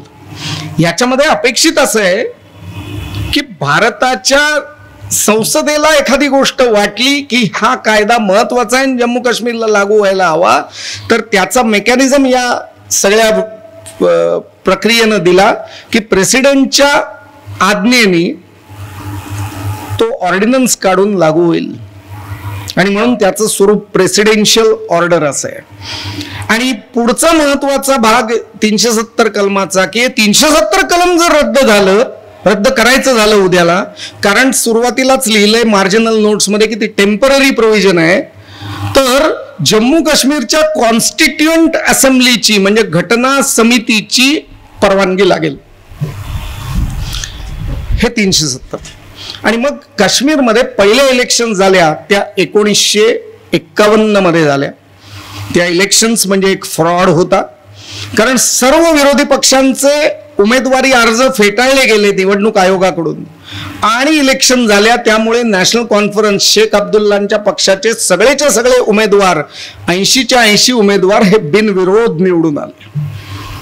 हे का घडलं तुम्हीच तपासा. काँग्रेसची सत्ता, नेहरू आणि शेख अब्दुल्लांचं सख्य, त्यामुळे नेहरूंना असं वाटत होतं की जशी आपण देशावरती राज्य करतो तशी जम्मू काश्मीरची सत्ता ही शेख अब्दुल्लांच्या हातात जायला हवी. हे त्यांचं प्रेम कायमच दिसत होतं त्याच्या आधीच्या राजकारणातही. आणि म्हणून सगळे विरोधी पक्षांचे अर्ज फेटाळले गेले. त्यावेळेला राईट टू इन्फॉर्मेशन नव्हतं, त्यावेळेला मीडिया नव्हता, त्यावेळेला व्हॉट्सअप नव्हतं, त्यावेळेला सुप्रीम कोर्ट एवढं ऍक्टिव्ह नव्हतं आणि त्यावेळेला तीस्ता सेटलवाड सुद्धा नव्हत्या उठसूट केसेस करणाऱ्या. त्यामुळे अर्थातच हे सगळं लपलं गेलं आणि सर्व प्रकारांनी संपूर्णपणाने नॅशनल कॉन्फरन्सचं सरकार तिथं एक छत्री अंमल करायला राज्यावरती बसलं. आणि त्यांनी स्वतःची घटना समिती, म्हणजे ही जी पहिली निवडून आलेली लोक होती ही अर्थातच त्या राज्याची घटना समिती झाली आणि त्यांनी जम्मू काश्मीर राज्याची राज्यघटना तयार केली. ती आजही अस्तित्वात आहे. ती राज्यघटना तयार केली. त्याच्यामध्ये असं म्हटलं, 2 कलम महत्वाची आहेत, कलम 2, कलम 3. जम्मू काश्मीर राज्य म्हणजे काय, तर 15 ऑगस्ट 1947 या दिवशी जो जम्मू काश्मीर राज्य म्हणून प्रदेश होता ते सबंध जम्मू काश्मीर राज्य म्हणजे जम्मू काश्मीर हे त्या घटनेत आहे. दुसरा सेक्शन त्याच्यातला, त्याला आर्टिकल म्हणत नाहीत, त्याला सेक्शन्स म्हणतात. त्या सेक्शन मध्ये असं सांगितलं गेलं की संपूर्ण जम्मू काश्मीर राज्य 15 ऑगस्ट 1947 हे या भारतवर्षाचा एक भाग आहे, अविभाज्य भाग आहे आणि भारतवर्षापासून जम्मू काश्मीरला कोणीही तोडू शकत नाही. म्हणजे त्यावेळेच्या लोकनियुक्त अशा प्रकारच्या घटना समितीनं त्या राज्याच्या हेच सांगितलं की जम्मू काश्मीर राज्य भारताचा अविभाज्य भाग आहे. तरीही युनोला हे रेझोल्युशन करून त्यांना सार्वमत द्यायचं होतं. म्हणजे तुम्ही आंतरराष्ट्रीय राजकारण कसं चालतं याचा विचार करू शकता. त्यांना फक्त फोडायचंच आहे तुम्हाला. या सगळ्या गोष्टींचा विचार करता 370 अशा पद्धतीनं अस्तित्वात आलं आणि मग पुढे एक गलिच्छ राजकीय खेळ खेळला गेला. धूर्त कपट नीती खेळली गेली. ती कुणी खेळली हे मी सांगायचीच गरज नाही, कारण त्याच्या तारखेवरूनच त्याच्या वर्षावरूनच ते आपल्या लक्षात येईल. 1954 मध्ये एक ऑर्डिनन्स इश्यू झाला. राष्ट्रपतींच्या आज्ञापत्राने जम्मू काश्मीरमध्ये एक कायदा होणं अपेक्षित आहे. 370चा जर आपण प्रक्रिया सांगितलेली बघितली तर कायदा करायचा झाला तर तो राष्ट्रपतींच्या आज्ञेने करायचा. पण इथे एक फ्रॉड केला गेला असा माझा शब्द आहे मुद्दाम. भारताच्या राज्यघटनेमध्ये एक कलम घुसडलं गेलं मागच्या दरवाजाने, कलम 35A. आणि ते कलम असं सांगतं की भारताच्या राज्यघटनेतलं 35A कलम मी सांगतोय की ज्याच्यामध्ये असं सांगितलं गेलंय की जम्मू काश्मीर या राज्यामध्ये राहण्याबाबतचे रहिवासाचे हक्क, राहण्याचे हक्क, जम्मू काश्मीर राज्यामधली प्रॉपर्टी, स्थावर आणि जंगम प्रॉपर्टी, जम्मू काश्मीर राज्यातलं शिक्षण, शिक्षणाचे हक्क आणि जम्मू काश्मीर राज्यामध्ये असलेले नोकऱ्या, व्यवसायाचे हक्क, या 4 विषयांच्या जर जम्मू काश्मीरच्या असेंब्लीनं कुठलाही कायदा केला तर भारताच्या कुठल्याही प्रदेशातला कुठलाही नागरिक ते कायदे हे घटनाविरोधी आहेत, फंडामेंटल राईट्सच्या, मूलभूत हक्कांच्या विरोधी आहेत, म्हणून कुठल्याही कोर्टात ते चॅलेंज करू शकणार नाही. आपल्या सगळ्यांना माहिती आहे भारताच्या राज्यघटनेनं सगळ्यांना कायद्यासमोर समान वागणूक दिलेली आहे. घटनेनं आपल्याला सप्त स्वातंत्र्य दिलेली आहेत. नोकरीचा हक्क दिलेला आहे, ट्रेड युनियन फॉर्म करण्याचा हक्क दिलेला आहे, कुठलंही शिक्षण घेण्याचा हक्क दिलेला आहे.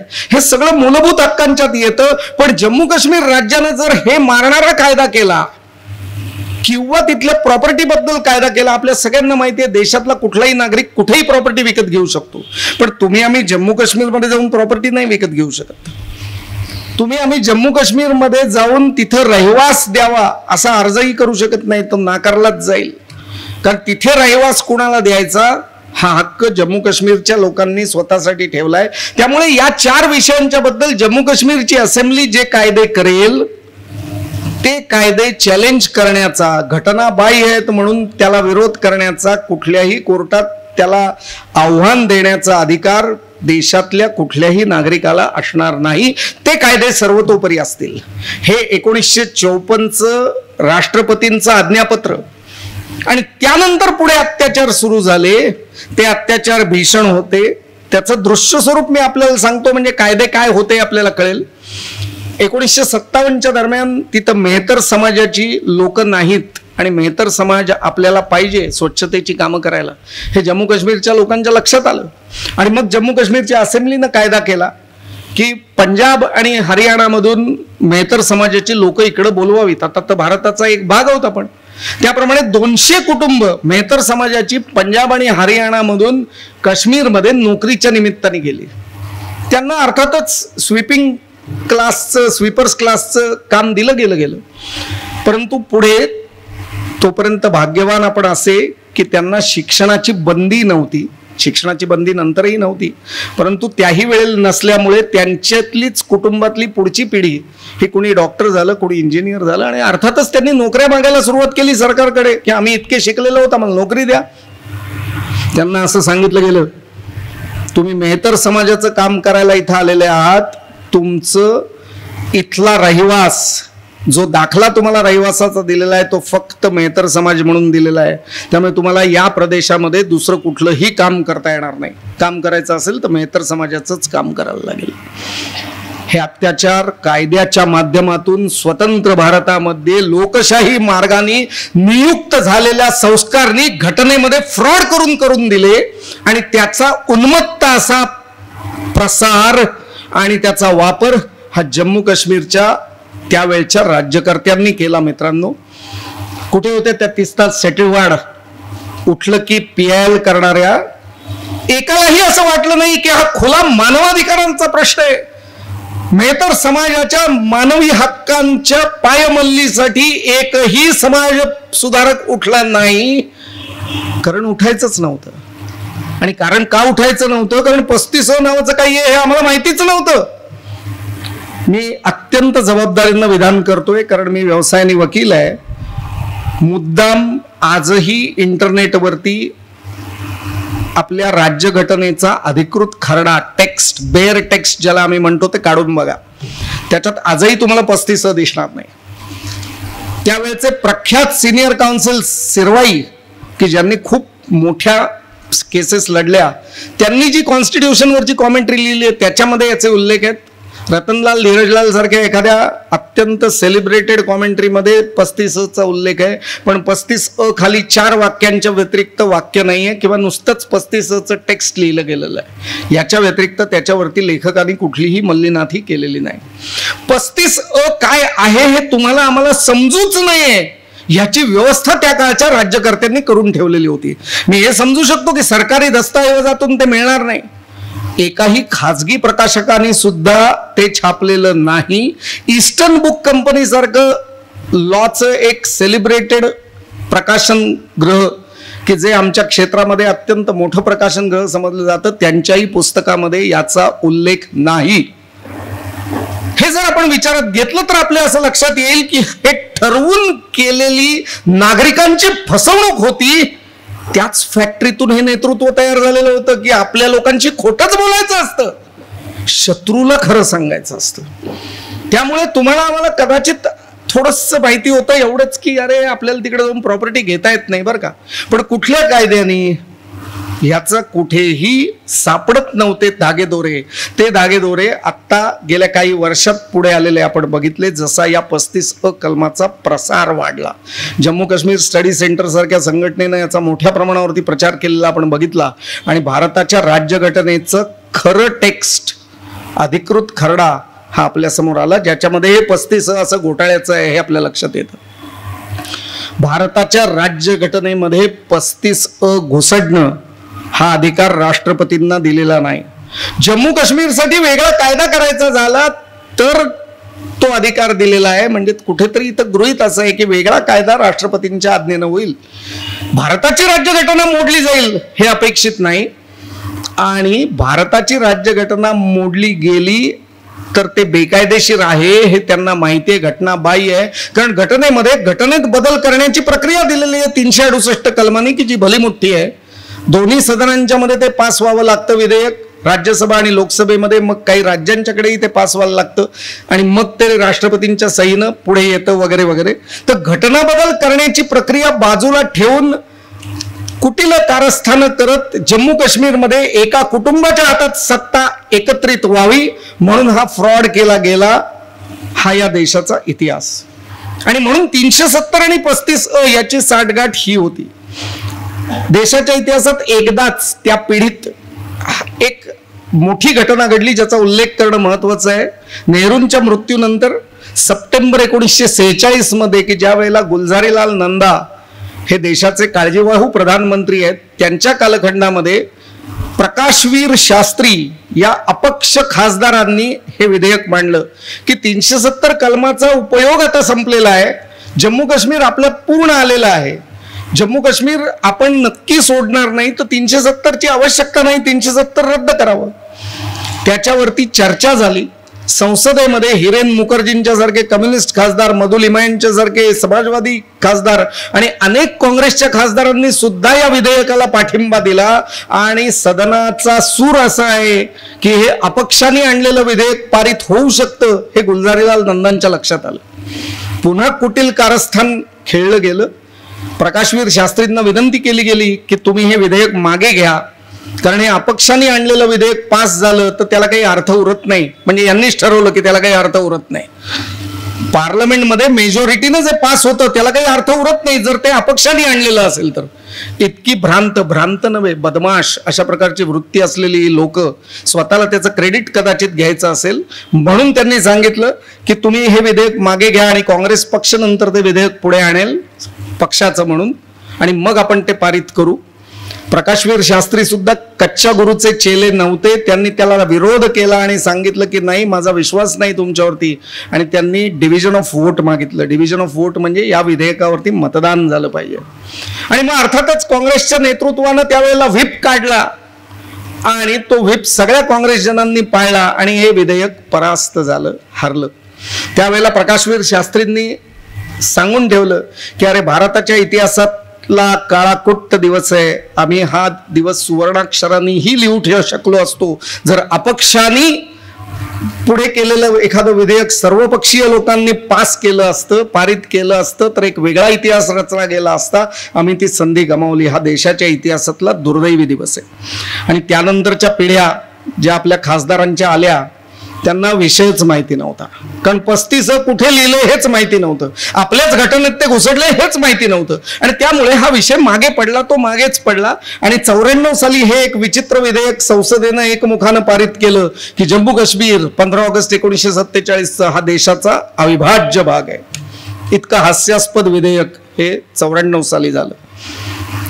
त्यावेळेला नरसिंहरावांचं सरकार आहे. परत संपूर्ण बहुमताचं सरकार नाही, टेकू लावलेलं सरकार आहे, पण तरी सुद्धा हा विधेयक एकमताने पारित झालं. हा या दोन्हींचा इतिहास.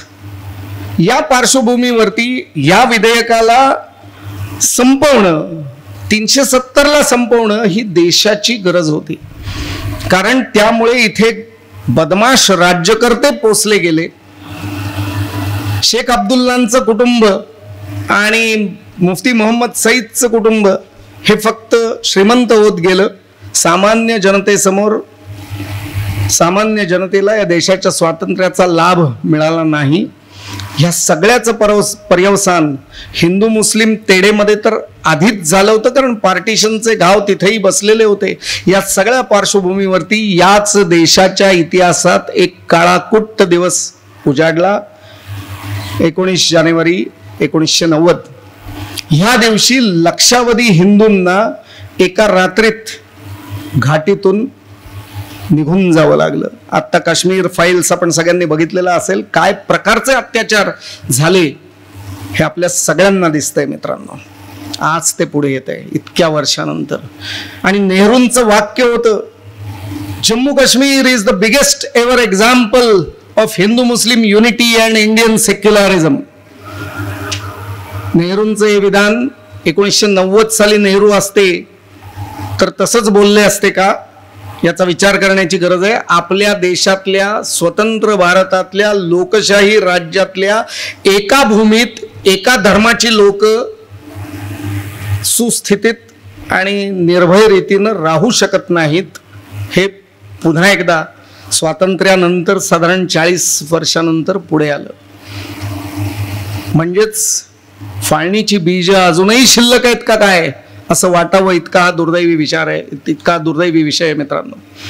हे सगळं झालं आणि त्याच्यानंतर या सगळ्या प्रश्नाचे मोठ्या प्रमाणावरती परिणाम हळूहळू का होईना दिसायला लागले. कारण जम्मू काश्मीरचं राज्य ही धगधगती भूमी सततच राहिली. प्रत्येक युद्ध त्या भूमीत झालं. प्रत्येक युद्धाची भूमी तिथली होती किंवा तिथूनच अतिरेक्यांचा मोठ्या प्रमाणावरती वावर होत होता. आणि तिथली जगमोहनांनी नंतर लिहिलेल्या पुस्तकात हे लिहून ठेवलं की अरे इथल्या सर्वसामान्य नागरिकाचा चेहरा खरवडा तो अराष्ट्रीय आहे. इथला सर्वसामान्य मुसलमान हा अराष्ट्रीय आहे. 1947 साली गोळवलकर गुरुजींना संघाच्या द्वितीय सरसंघचालकांना विचारलं गेलं होतं की पाकिस्तानातून मार खाऊन आलेल्या हिंदूंचं काय करायचं. त्यावेळी त्यांनी उत्तर दिलं होतं की त्यांची प्रतिष्ठापना जम्मू काश्मीर राज्यामध्ये तुम्ही करा. ती जर तुम्ही केलीत तर ते मार खाऊन आलेले असल्यामुळे त्यांना युद्धग्रस्तता काय आहे हे माहिती आहे. आणि अर्थातच तिथे हिंदू बहुल असा तो प्रदेश झाला तर तिथलं राजकीय फॅब्रिक हे व्यवस्थित राहील आणि तो देश तो प्रदेश हा विघटनवादी प्रवृत्तींना प्रोत्साहन देणारा म्हणून राहणार नाही. हळूहळू का होईना संक्रमण चांगलं होईल. ते ऐकलं गेलं नाही मित्रांनो. आणि मग पुढे 1990 उजाडलं की ज्या वेळेला घाटीतून काश्मीरमधून लक्षावधी हिंदूंना मार खाऊन भारताच्या इतर प्रदेशात यावं लागलं, घरदार सोडून आणि आपल्या सगळ्या स्थावर जंगम मिळकती तिथेच सोडून. आज कुणीही काश्मीरी माणूस जो तिथून मार खाऊन आलाय तो पुन्हा जम्मू काश्मीरमध्ये सुखासमाधानाने जाऊ शकेल अशी त्याचीही हिंमत नाही आणि असं तिथलं वातावरण नाही. आणि असं असतानाही हे सगळे अतिरेकी आणि देशद्रोही अशा प्रकारच्या प्रवृत्ती या श्रीनगर आणि त्याच्या आजूबाजूच्या 4-5 जिल्ह्यांच्या मध्ये आपल्याला दिसतात. शोपिया, बारामुल्ला, अनंतनाग, पहलगाव, श्रीनगर या 4-5 जिल्ह्यांच्या मध्येच या प्रवृत्ती आपल्याला दिसतात. बाकी जम्मू काश्मीरमध्ये डोगरा हिंदू पण आहेत, इतर मुसलमान पण आहेत आणि ते चांगल्या रीतीनं तिथं राहत आहेत. तिथला प्रत्येक मुसलमान काही अराष्ट्रीय नाही हेही लक्षात ठेवण्यासारखं आहे. पण या 4-5 ठिकाणातच फक्त अराष्ट्रीय प्रवृत्ती मोठ्या प्रमाणावरती आहेत. आणि आत्ता डिलिमिटेशन ऍक्ट आणि त्या डिलिमिटेशन ऍक्ट प्रमाणे कार्य जम्मू काश्मीरमध्ये चालू आहे. 370 रद्द केल्यानंतर की विधानसभेचे मतदारसंघ पुन्हा एकदा वेगळे वेगळे केले जात आहेत. त्याच्या आधी मेजॉरिटी आमदार आणि खासदार हे काश्मीर खोऱ्यातून येत होते आणि कमी खासदार जम्मूतून येत होते. हा सगळा भाग होता. अशा प्रकारचा हा या देशाचा आणि जम्मू काश्मीर राज्याचा इतिहास. आणि मग मी म्हटलं तसं 2019 साल उजाडलं. 2019 साल उजाडलं की ज्या वर्षामध्ये फार मोठ्या प्रमाणावरती वेगळे वेगळे अशा प्रकारचे देशप्रेमाचे आणि ऐतिहासिक असे निर्णय घेतले गेले. त्यातला पहिलं कृत्य म्हणजे पाक ऑक्युपाईड काश्मीरमध्ये 26 फेब्रुवारीला सावरकरांच्या पुण्यस्मरणाच्या दिवशी भारताच्या एअरफोर्सने हल्ला करून अतिरेक्यांचे तळ संपवले. 5 ऑगस्ट आणि 6 ऑगस्ट या दिवशी पार्लमेंटमध्ये ह्याच्याबद्दलची विधेयकं मांडली जाऊन Jammu Kashmir state reorganisation act pass केला गेला, त्याच्या आधी एक प्रेसिडेन्शियल ऑर्डर काढली गेली, त्याच्याकडे मी येतो. आणि डिसेंबर 19 मध्ये कुठेतरी सिटिझनशिप ऍक्ट मध्ये बदल केले गेले रोहिंग्या मुसलमानांना परावृत्त करण्यासाठी. आणि तिकडून आलेल्या हिंदूंना की जे मार खाऊन आले, मित्रो काळाच्या ओघात सगळं कसं विसरलं जातं ते बघा. त्यावेळेला सुद्धा 15 ऑगस्ट 1947 असा ठराव 2 देशांच्या मध्ये झालेला होता, करार झालेला होता की 47 म्हणजे स्वातंत्र्य दोन्ही देशांना मिळाल्यानंतर भारतातल्या मुस्लिमांना आणि पाकिस्तानातल्या हिंदूंना पुन्हा आपापल्या देशात यायचं असेल तर ते दोन्ही देश त्यांना स्वीकारतील, अशा प्रकारचा करार असताना सुद्धा आज त्या देशातून मार खाऊन, आजही मार खाऊन असं दुर्दैवाने म्हणावं लागतं, मार खाऊन येणाऱ्या हिंदूंना स्वीकारायचं का नाही याच्यावरती शाहीन बाग सारखं एक मोठं आंदोलन केलं जातं. आणि रोहिंग्या मुसलमानांना मात्र इथे ठेवलं गेलं पाहिजे याच्याही बाजूनी आंदोलनं आज घडताना आपल्याला दिसत आहेत. मित्रांनो, हे सगळं विचारात घेता देशद्रोही प्रवृत्ती आजही या भूमीत वावरतायत हे आपण सजगतेने समजलं पाहिजे. आणि त्याच्या आधी या सरकारने काय प्रक्रिया केली कायद्याची ती समजून घेणं महत्वाचं आहे. जो फ्रॉड हा काँग्रेस गव्हर्नमेंटनी 54 साली करून 35A तिथं घुसडलं होतं, त्याच पद्धतीनं त्याच कार्यक्रमाच्या आधाराने आणि त्याच प्रक्रियेने 35A आणि 370 हटवलं गेलं. आणि 370 मध्ये काय लिहिलं होतं तर कॉन्स्टिट्युएंट असेंब्लीच्या परवानगीनं. आता कॉन्स्टिट्युएंट असेंब्ली शिल्लक नाही, कारण 57 साली तिथे पहिली विधानसभा आली की जी त्यांची राज्यघटना करणारी विधानसभा होती.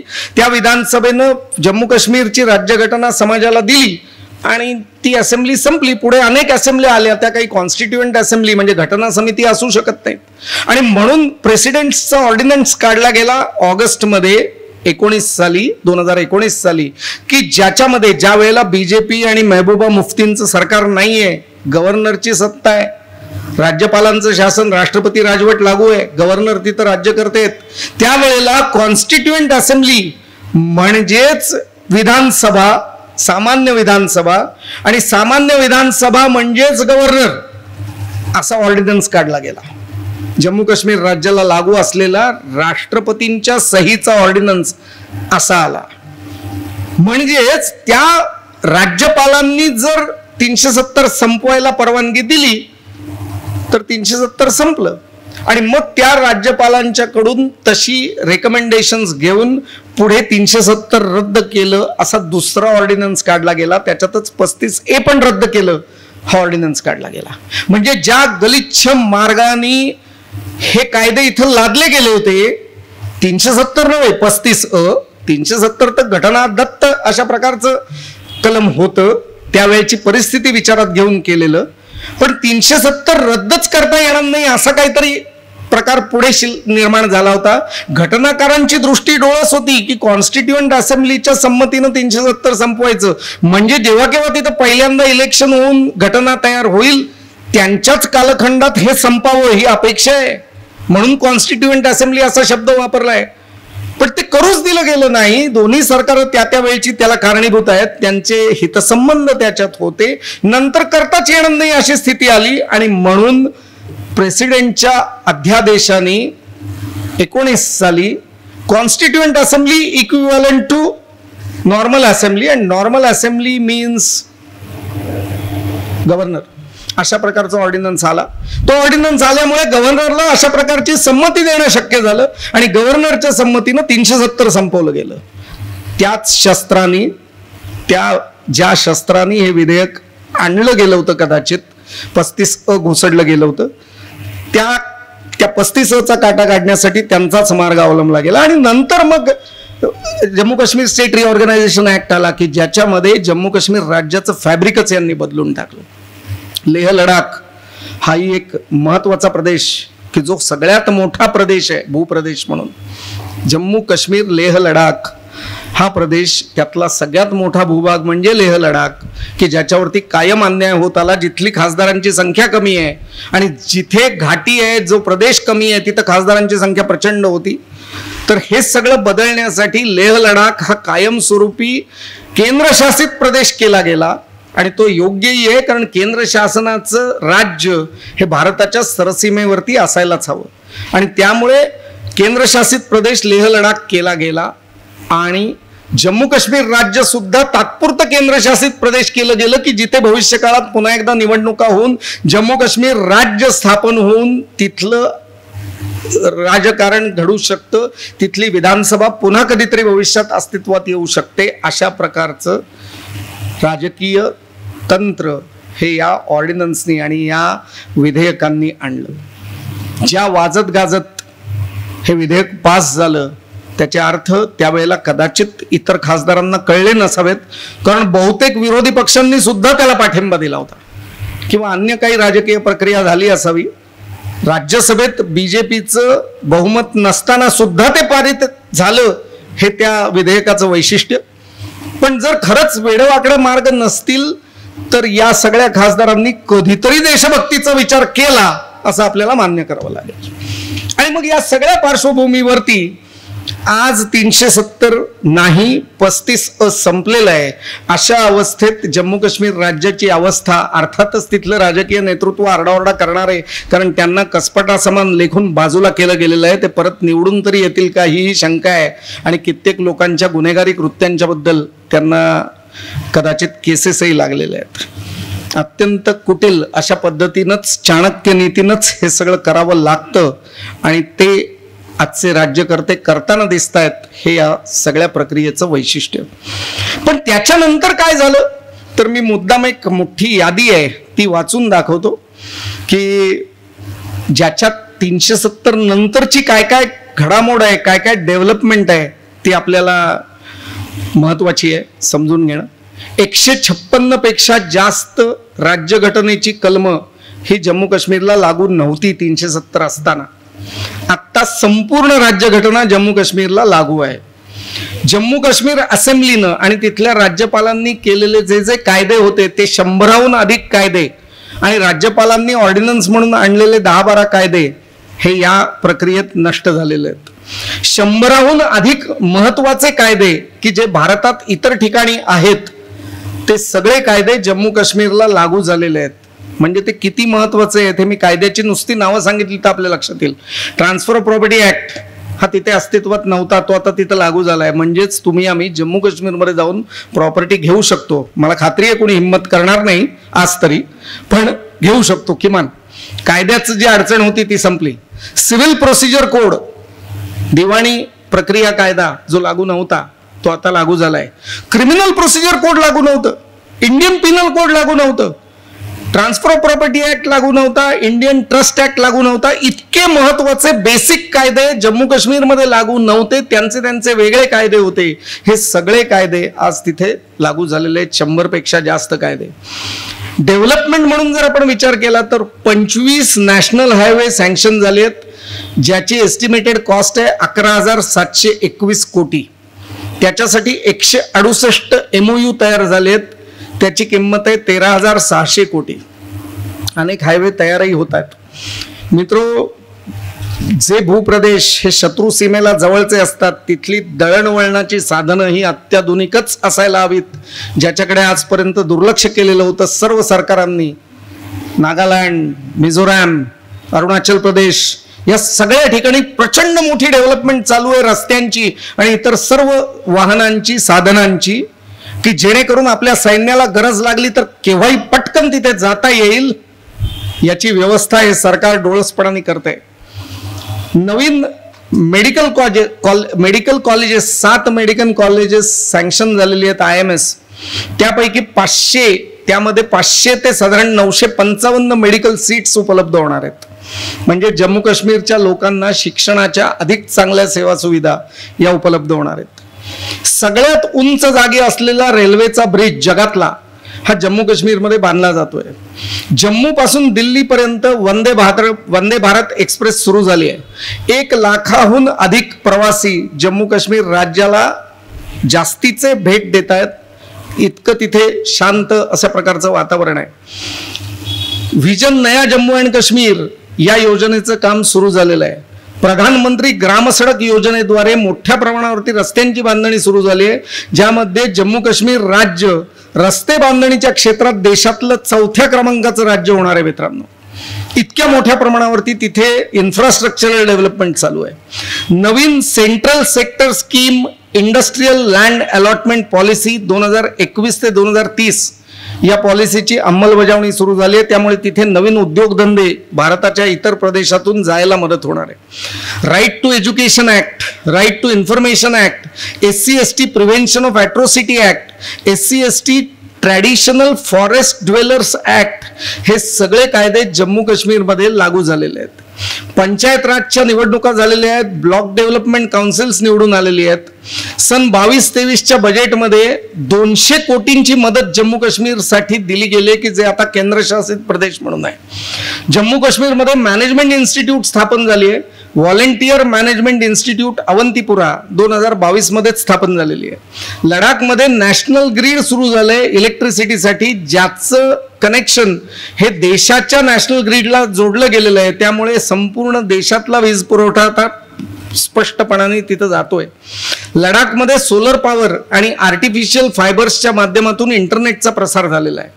पहिली सेंट्रल युनिव्हर्सिटी लडाखमध्ये स्थापन झाली आहे. त्यामध्ये सेंटर फॉर बुद्धिस्ट स्टडीज हे निर्माण झालंय, कारण लडाखमध्ये बुद्धिस्ट लोकांची लोकसंख्या भरपूर आहे, मेजॉरिटी बुद्धिस्ट आहेत. नॅशनल रिसर्च इन्स्टिट्यूट फॉर सोवा आणि रिचपा ही संस्था लेहमध्ये स्थापन झाली आहे, जी संस्था भारताच्या जुन्या औषधी वनस्पतींचा आणि जुन्या औषधांचा त्या बाबतीतलं संशोधन करण्यासाठी ही संस्था आहे. कारण हिमालय आणि त्या भागात अनेक वन्य औषधी आहेत की ज्याचा उपयोग मानवी आरोग्यासाठी होऊ शकतो, हे आतापर्यंत सगळ्यांना विदित आहेच.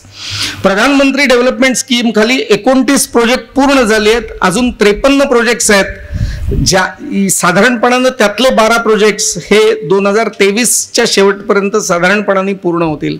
आणि श्रीनगर उरी LOC रोड हा पूर्ण झालेला आहे.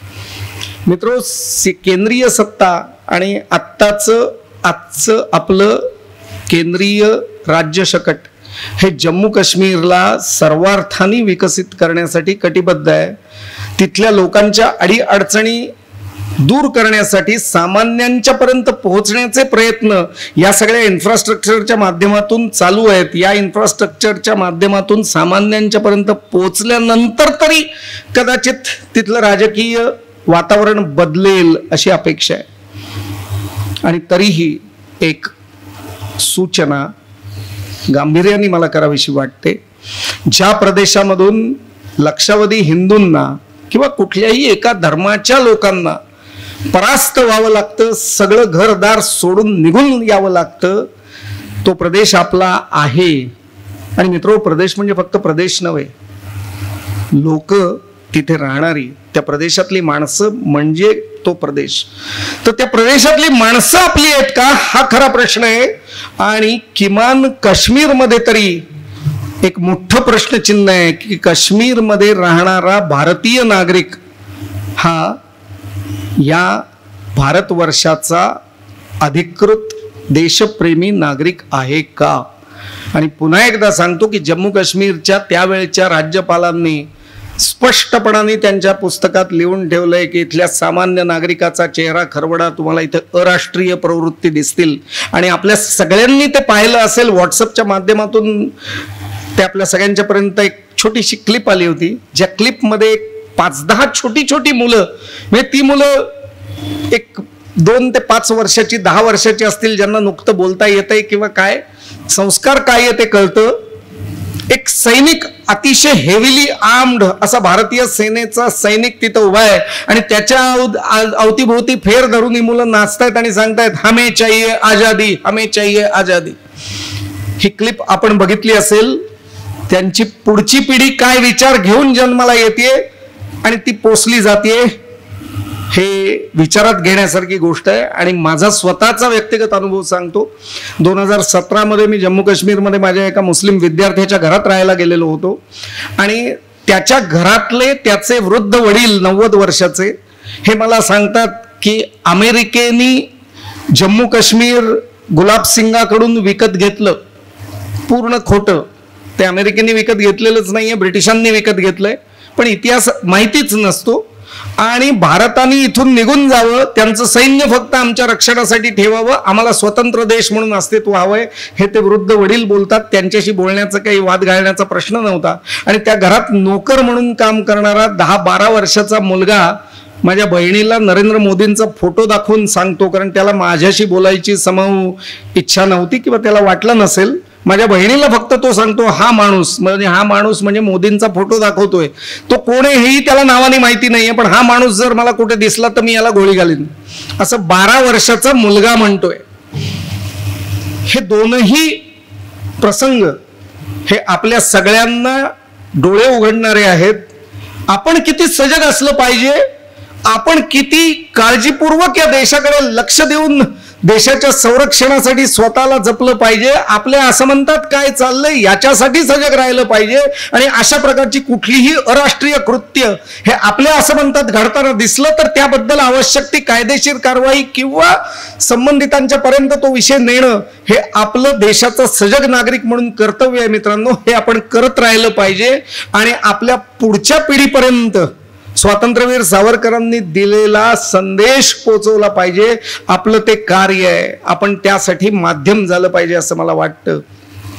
आणि म्हणूनच स्वातंत्र्यवीर सावरकरांच्याच व्याख्यानानं, त्यांच्या व्याख्यानातल्या एका भागानं मी माझ्या भाषणाचा शेवट करतो. सावरकर म्हणतात, व्याख्यानाच्या आरंभीच मी आपल्याला सांगितलं की गोदावरी ते कृष्णा यामधीलच काय तो परिमित भूभाग हा म्लेच्छांच्या हातून शिवछत्रपतींनी मुक्त करून जेव्हा हिंदुराज्य स्थापिलं तेव्हा समर्थ रामदासांसारख्या निस्संग साधूंनाही आनंदाचं भरता आलं. आणि आज तर सेतुरामेश्वरापासून हरिद्वार पर्यंतचा आणि पूर्व समुद्रापासून पश्चिम समुद्रापर्यंतचा हा आमचा महादेश, ही आमची पितृभूमी, ही आमची पुण्यभूमी आज एकछत्री होऊन, एक राज्य होऊन या महाराज्यात सामावलेली आहे.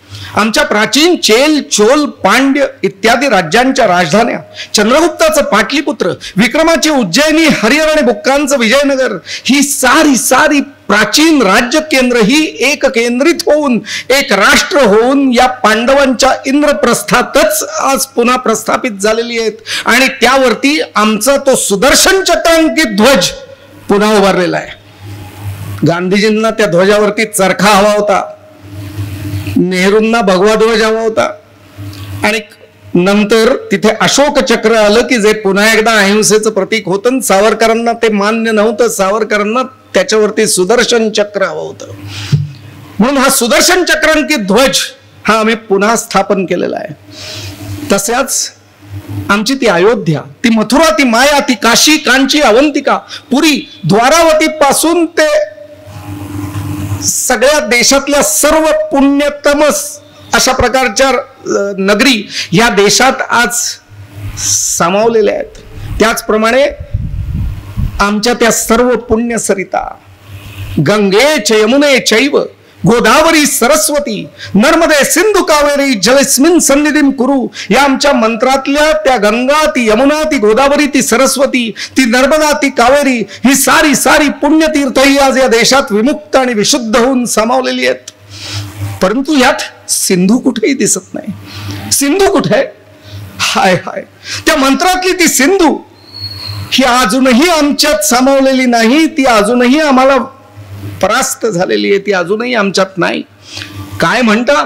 सिंधू सता विसरा, तुमच्या त्या मंत्रातून तिचं नाव काढून टाका आणि तुमचा तो मंत्र अर्धाच म्हणत जा, नाहीतर आमके सोमे गोमे आमच्यावरती रागवतील, आमचा द्वेष करू लागतील, म्हणून सिंधूच विसरा.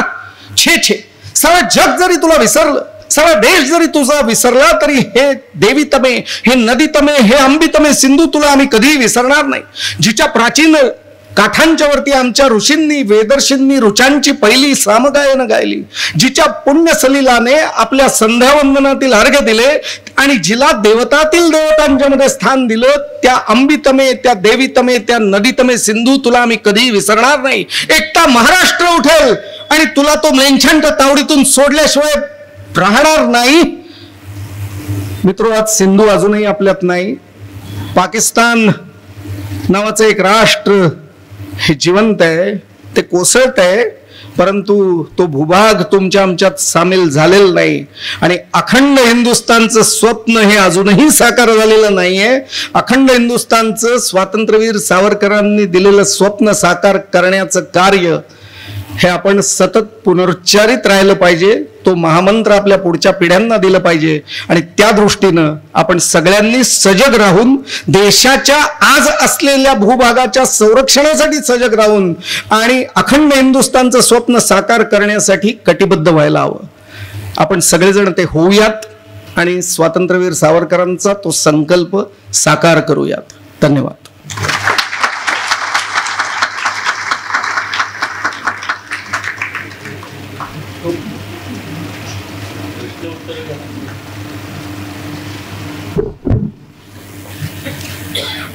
प्रश्नोत्तराचा आपण घेत आहोत.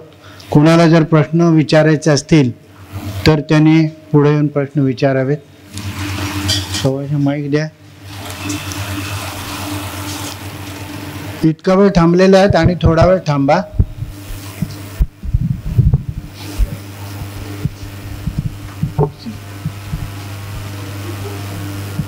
सर, 370 आणि 35 कलम रद्द केल्यानंतर मोदी सरकारनं कितीतरी महत्वाचे निर्णय घेतले. त्यामधलेच एक महत्वाचा निर्णय होता तो म्हणजे तिथं सैन्य तैनात करणं. कारण एवढा धगधगता प्रदेश आहे, तिथं सैन्याची खरंच गरज आहे. पण गेल्या 6-7 महिन्याखाली परत मोदी सरकारनं काही जे निर्णय घेतले त्यातल्या एका महत्वाच्या निर्णयाकडं बऱ्याच जणांचं काही लक्ष गेलं का नाही मला माहीत नाही, किंवा मुद्दामून दुर्लक्ष कदाचित केलं असेल. महत्वाचा त्यातला निर्णय असा आहे की जे सैन्य तैनात केलेलं आहे ते टप्प्याटप्प्यानं थोडंसं मागे घ्यायचं, विड्रॉ करायचं. आता हा निर्णय मोदी सरकारचा जो आहे तो कितपत योग्य वाटतोय का, हा कसला ट्रॅप आहे? पहिली गोष्ट, खूप प्रोफेशनली आणि अतिशय योग्य पद्धतीनं देशाचं नेतृत्व आता काम करतंय. आपल्याला सैन्य मागे घेतलं जातंय, पुढे घेतलं जातंय, याच्यातून फार काही कन्क्लुजन्स काढण्याची गरज नाही. कारण डोकलामचं युद्ध जर तुम्ही बघितलं असेल तर चक्क कुस्ती खेळण्यासारखं ते युद्ध होतं. त्याला युद्ध म्हणायचं का हाही प्रश्न होता. कुणीही शस्त्र हातात घेत नव्हतं. सैनिक एकमेकांच्या वरती हाताने, ते सुद्धा मारहाणी खूप करताना आपल्याला दिसत नाहीत. हे फक्त वॉर ऑफ नर्व्स होतं. हे जर विचारात घेतलं तर मला एक गोष्ट निश्चित सांगायची आहे की आज आपण एवढा आश्वस्त राहायला हरकत नाही की देश योग्य नेतृत्वाच्या हातात आहे. त्यामुळे ते जे निर्णय घेतील ते कदाचित आपल्याला कळणार नाहीत. सगळे निर्णय आपल्याला सांगितलेही जात नाहीत, परंतु आपण त्यांच्यावरती विश्वास ठेवावा. नरेंद्र मोदी आणि अमित शहाच्या सारखं नेतृत्व आहे आणि अजित डोवलांच्या सारखा सिक्युरिटी ॲडवायझर आहे की जो कुठेतरी फार मोठ्या पदावरती गुप्तहेर म्हणून काम करताना दिसत होता इंटेलिजन्ससाठी. आणि त्यामुळे फार काही काळजी करण्याचं कारण नक्की वाटत नाही. नमस्कार सर, मुद्दे खूप छान होते. फक्त मला एक विचारायचं होतं की आता समान नागरी कायदा म्हणजे 370 कलम आता बाजूला झालंय, तर त्याविषयी आणखीन 1-2 प्रश्न होते माझे. हा एक आणि आणखीन एक होता. ह्याच्या विषयी पहिल्यांदा 370 कलम बाजूला झालेलं नाही. खर तर मी अनेक ठिकाणी बोलतो 370 कलम योग्यही आहे. काही बाबतीत समान कायदा असूच शकत नाही असंही माझं मत आहे. कायद्याचा विद्यार्थी म्हणून झाडाची 2 पानं सारखी असतात का? नाही. एकाच कुटुंबात जन्माला आलेले 2 जुळे भाऊ तरी सारखे असतात का? नाही. त्यांना आई वडील वेगळे वेगळे वागवतात का? नाही, वागवतात. त्यांची त्यांची प्रवृत्ती बघून वेगळे वेगळे वागवतात. शिक्षक सगळ्या विद्यार्थ्यांना दंडुका घेऊन मारतो का? नाही.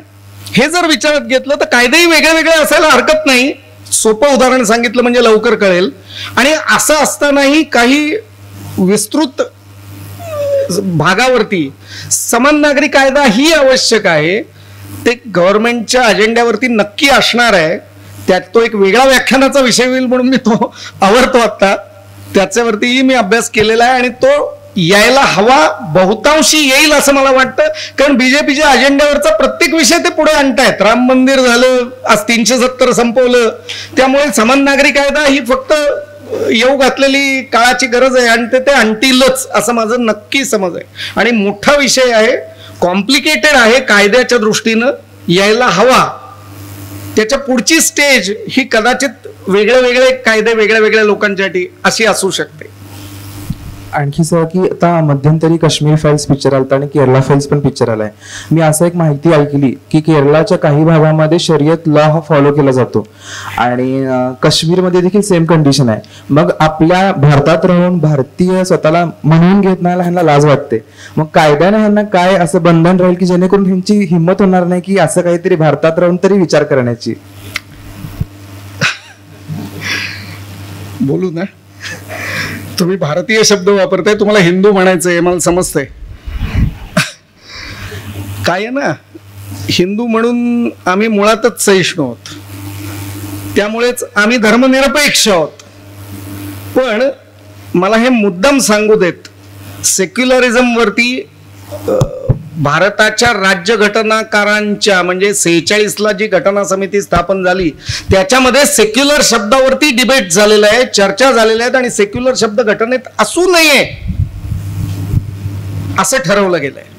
त्यावेळच्या विद्वानांनी जे आंबेडकरांच्या नेतृत्वाखाली काम करत होते त्यातले अनेक उत्तम बॅरिस्टर्स आणि वकील होते, त्यांनी आपल्या राज्यघटनेमध्ये सेक्युलर शब्द असू नये असा निर्णय घेतला होता. 1971 नसेल 73-74च्या दरम्यान कदाचित 42व्या घटना दुरुस्तीनं सेक्युलर शब्द घुसडला गेला. आणि धर्मनिरपेक्षता म्हणजे काय? निधर्मी राज्य आणि धर्मनिरपेक्ष राज्य या दोन्हीत जमीन आसमानाचा फरक आहे मित्रांनो. तेवढा फक्त मी मुद्दाम सांगतो.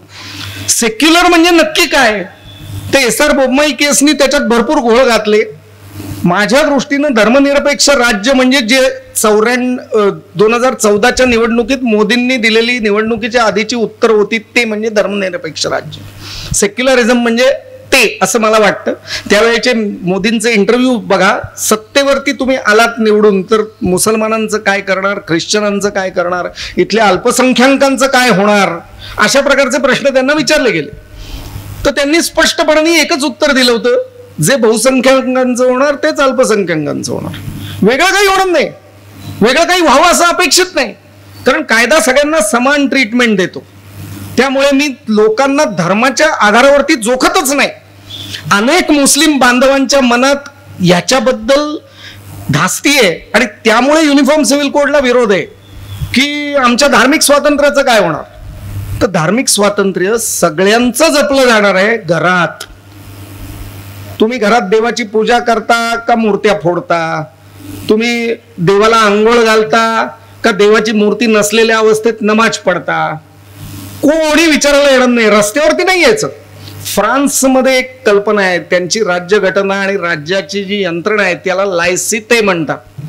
म्हणजे धर्माचं आविष्करण करण्यासाठी रस्त्यावरती कोणी यायचं नाही. लोकमान्यांनी गणेशोत्सव सुरू केला. मला क्षमा करा, गणेशोत्सव प्रेमी मंडळी इथं बसली असतील किंवा त्याचे कार्यकर्ते बसले असतील. आज गणेशोत्सव म्हणजे गुंडांचं राज्य आणि तिथून पुढे राजकीय नेतृत्वाची वाटचाल अशा प्रकारे गणेशोत्सवाकडे बघितलं जातं.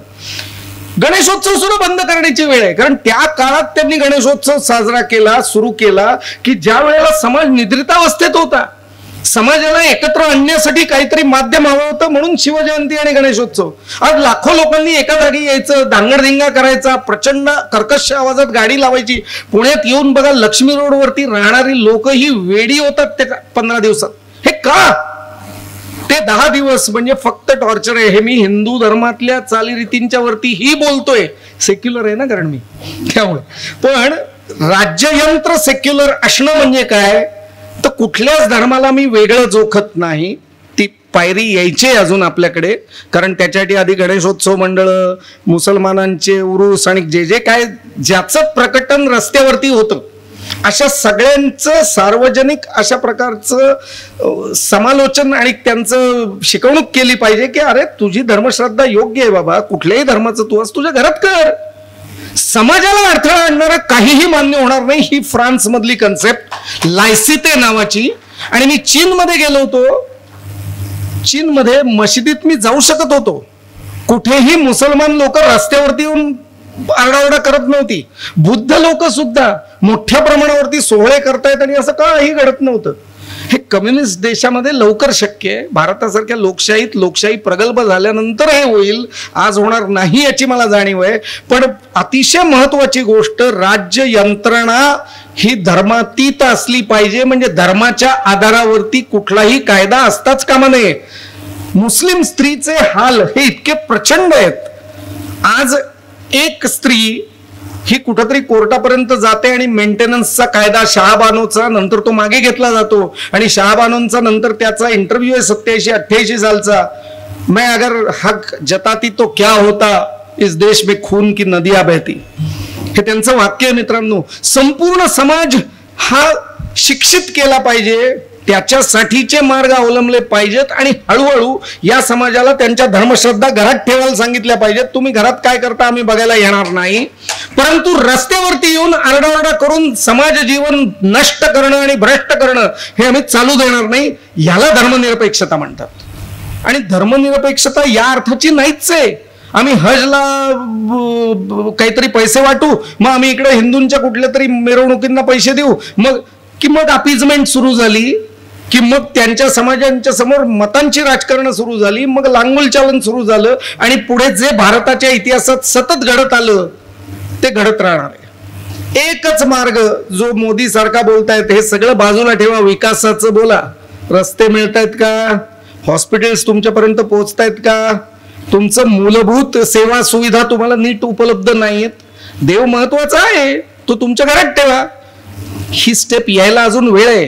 पण हे सगळं धर्मनिरपेक्षतेची संकल्पना ही या दृष्टीनं आली पाहिजे. पण सेक्युलरिझम हा शब्द त्या घटना दुरुस्तीनं आणला आणि त्याच्यानंतर what is secular and what is not secular याच्यावरती आमचे सगळे कायदे पंडित हे उहापोह करायला लागले. आणि मग प्रचंड ताकदीनं जेव्हा हिंदुत्ववादी सरकार निवडून येत आहेत 95 साल आणि प्रभूंची इलेक्शन आणि मनोहर जोशींची इलेक्शन बॅड इलेक्शन कंडक्ट म्हणून की तुम्ही हिंदुत्वाचा प्रचार केलात, तेव्हा सुप्रीम कोर्टला म्हणायला लागलं की अरे हिंदुत्वाचा प्रचार म्हणजे धर्माचा प्रचार नव्हे, हिंदुत्व हा इथल्या भूमीचा रंग आहे, ही इथली संस्कृती आहे, हिंदुत्व हा इथल्या मातीचा सुगंध आहे वगैरे वगैरे वगैरे जे काय ते म्हणतायत हेच सावरकर सांगतायत. याच्यात धर्माचा कुठेही संबंध नाही. सावरकरांनी अमकी पूजा करा तमके सोहळे करा कधीच सांगितलेलं नाहीये. आणि टिळकांचा सच्शिष्य असलेला माणूस अशा प्रकारे काही करत नाही. संघटना बांधावे सांगतोय, परंतु ही पूजा करा हे तो सांगत नाही.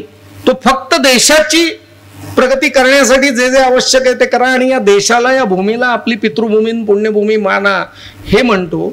हे कुठंतरी विचारात घेण्यासारखं आहे. हळूहळू या गोष्टी होतील, एका दिवसात होणार नाहीत. त्यामुळे याला वेळ जाणार आहे आणि काही पिढ्या जाणार आहेत. नमस्कार सर, मी काश्मीरमध्ये गेलेलो आहे, बारामुल्लामधला भाग पण बघितलेला आहे. अनंतनागला आजही छोटा पाकिस्तान म्हणून ओळखलं जातं. त्या भागामध्ये जे आपण आता जे व्यक्त झालात की भारत विरुद्ध जे वातावरण आहे ते अजूनही तिथं तरुणी युवकामध्ये आणि लहान मुलांमध्ये दिसून येतं. म्हणजे जर आपली ट्रॅव्हलची गाडी जरी चालली तर ते एखादा मुलगा उठतो आणि दगड मारतो, अशी परिस्थिती तिथं आहे. तर माझा प्रश्न असा आहे, मी मागे एकदा एका काश्मीरी पंडितांचं व्याख्यान ऐकलेलं होतं आणि त्यांनी असा उल्लेख केलेला होता की भारतरत्न डॉक्टर बाबासाहेब आंबेडकर या ज्यावेळी घटना समितीमध्ये कार्यरत होते त्यावेळी त्यांचा 370 ह्या कलमाला विरोध होता आणि त्यावेळेला त्यांनी विरोध म्हणून सभात्याग केलेला होता आणि त्यांनी त्या जे समितीची बैठक चाललेली होती त्याच्यावर बहिष्कार टाकलेला होता. याबद्दल आपण काय म्हणू शकाल? नाही, अशा अनेक म्हणजे 370च्या बाबतीतला हा इतिहास, पण अशा अनेक गोष्टीत भरपूर वितंडवाद चर्चा वादविवाद झालेले आहेत आणि त्यावेळची लोक ही डोळस होती. इथल्या मातीशी आणि इथल्या लोकांशी त्यांचं औरस नातं होतं, म्हणूनच सेक्युलरिझम आला नाही, म्हणूनच 370ची गरज नाही ते म्हणतायत. या पद्धतीनंच त्यावेळची लोक मातीतली असल्यामुळे जास्तीत जास्त योग्य कायदे करताना आपल्याला दिसत होते. आज कायदा हा तुम्हाला आम्हाला एलियन आहे, कायदा माहितीच नाही असे सांगणारे वकील सुद्धा आहेत. सामान्य नागरिकांची तर गोष्टच सोड, असं खूप ठिकाणी दिसतं.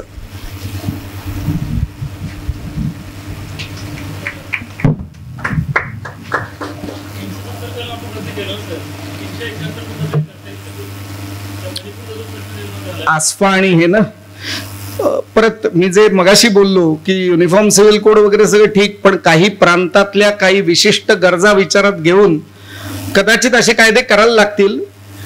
एक लक्षात घ्या, जे आपण पुणे मुंबई महाराष्ट्रात जितके सुरक्षित आहोत तितकं प्रत्येक भागात नाही होत. म्हणूनच मणिपूरमधल्या घटना किंवा अशा घटना घडतात. आणि विशेषतः हे 7 सिस्टर्स बॉर्डर स्टेट्स जेवढी म्हणून आहेत, गुजरात असेल, इकडं राजस्थान असेल, वरती जम्मू काश्मीर असेल, जिथं जिथं देशाच्या सरसीमा भिडलेल्या आहेत त्या ठिकाणचं वातावरण विचारात घेऊन लोकल वातावरणाचा विचार करूनच कायदे करावे लागतात.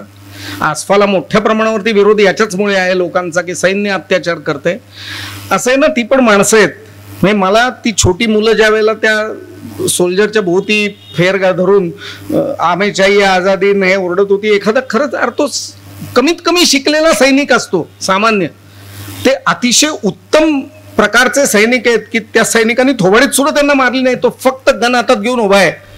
ती व्हिडिओ क्लिप ही थरारक होती. एखादा चिडला असता, एखादा पोराला उचलून दिला असता फेकून, तर काय झालं असतं. अशा प्रकारच्या घटना घडतात, तीही माणसं आहेत, हा विचार आपण कुठेतरी केला पाहिजे. आणि म्हणूनच कायद्यांनी त्यांना संरक्षण मिळणं ही तितकीच गरज आहे. 371 इतकं पटकन संपवता येईल असं मला तरी वाटत नाही. सगळीकडे ज्यावेळेला नॉर्मलाइज परिस्थिती येईल, सगळीकडे ज्यावेळेला पुणे मुंबई मिरज सारखी परिस्थिती येईल, त्यावेळेला कदाचित थोडं वातावरण बदलू शकतं, त्यावेळेला कायदे बदलू शकतात. पण आता तर पुण्यात येऊन आपल्याला ठोकलं जात आहे, मुंबईमध्ये घुसून तुम्हाला मारलं जात आहे. कुठल्या लेवलला सिक्युरिटीची गरज आहे. आणि त्यावेळेला आम्ही सॅटेलाइट वरून ते सगळं प्रकाशित करतो, टीव्ही चॅनल्स वरून ते सगळं दाखवलं जात आहे की जे कधी करायची गरज नाही, योग्य नाही ते. अशी तर आमची सरकार आहेत.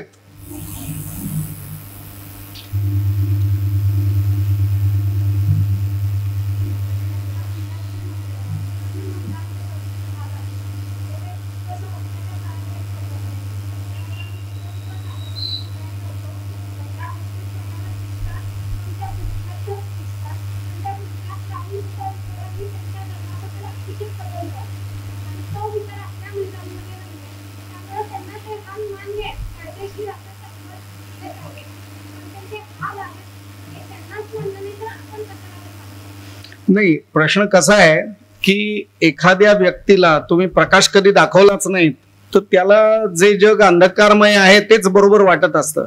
आणि ती व्यक्ती ही सतत अत्याचारित ज्या वेळेला असते, तिला विचाराचं स्वातंत्र्य नाही, त्या स्त्रीला बोलण्याचं स्वातंत्र्य नाही, त्या स्त्रीला स्वतःचं मत व्यक्त करण्याचं स्वातंत्र्य नाही. अशाच वातावरणात जेव्हा पिढ्यानपिढ्या वाढवल्या जातात त्यावेळेला हा प्रश्न येतो. बंदिस्त समाज हे याचं दुर्दैवी रूप आहे. आणि मुस्लिम समाज हा बहुतांशी बंदिस्त आहे.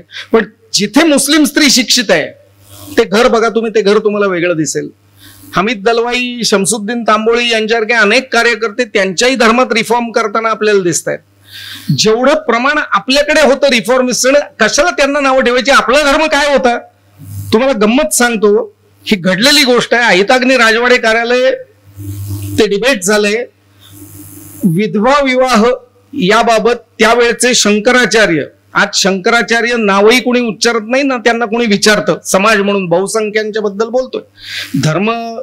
धार्मिक जे समाज घटक आहेत ते कदाचित मानतही असतील, पण मी तोच काळ बोलतोय. 19व्या शतकाची 20व्या शतकाची सुरुवात आहे. 1901, 2, 3 असं केव्हा तरी महर्षी अण्णासाहेब पटवर्धन, डॉक्टर कुर्तकोटी शंकराचार्य आणि काही समाज, महर्षी धोंडोकेशव कर्वे असे काही लोक स्त्रियांच्या विधवा विवाहासाठी विचार करतायत. अण्णासाहेब पटवर्धन त्या बैठकीत आहेत.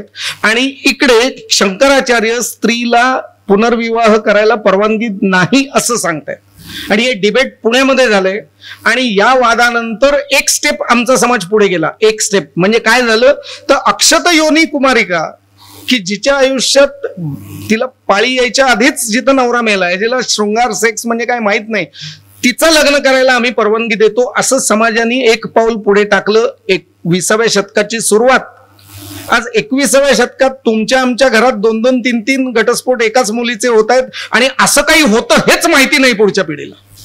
म्हणजे केवढ्या झपाट्याने आपल्याकडे समाज व्यवस्था बदलली. आणि ती बदलण्यामध्ये समाजातल्या त्या वेळच्या समाज धुरीणांचे, समाज सुधारकांचे अथक प्रयत्न आहेत.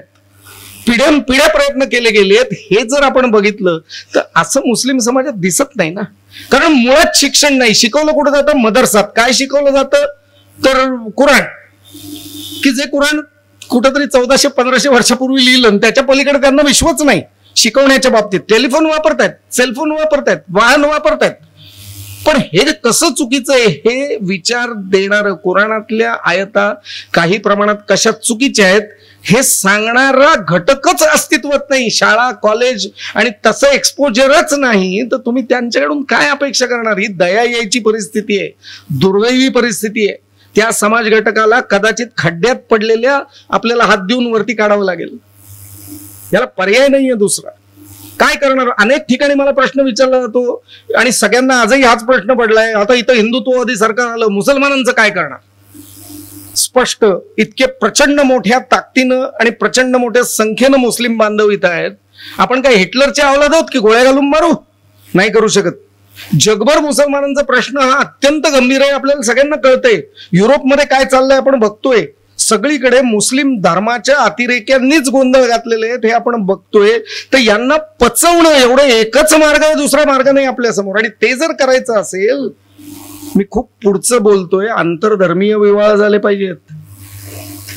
आंतरधर्मीय विवाह होऊन दुसऱ्या धर्मातली मुलं आणि मुली त्यांच्याशी बोलून, लव जिहाद नव्हे, परत फसवाफसवी करून नव्हे, समजून त्या घरात जाऊन जास्त चांगल्या रीतीनं. आणि नेहरूंनी तेवढं एक वाक्य चांगलं बोललंय की घरातली स्त्री जिथं उत्तम आहे, शिकलेली आहे, चांगली आहे, ते घर सुधारतं.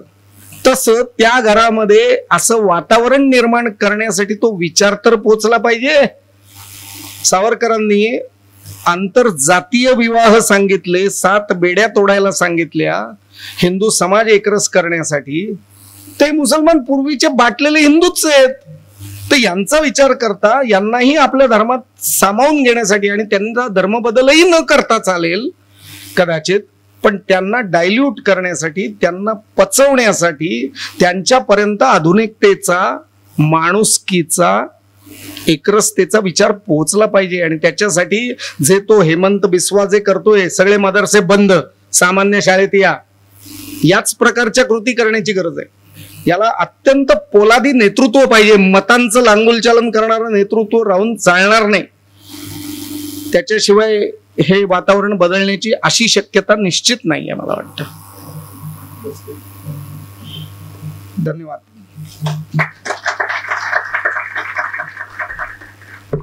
आपलं पूर्ण समाधान झाल्यामुळे आपण प्रश्नोत्तर थांबवली आहेत, याकरता पहिल्यांदा मी आपले आभार मानतो. संस्थेच्या प्रेमाचं प्रतीक आणि आपल्या सर्वांचं प्रेमाचं प्रतीक म्हणून संस्थेचं स्मृतिचिन्ह, एक रूप, बीजारोपण ते वृक्षारोपण या मालेतलं आणि वसंतराव आगश यांची 2 पुस्तकं डॉक्टर वक्त्यांना देत आहेत.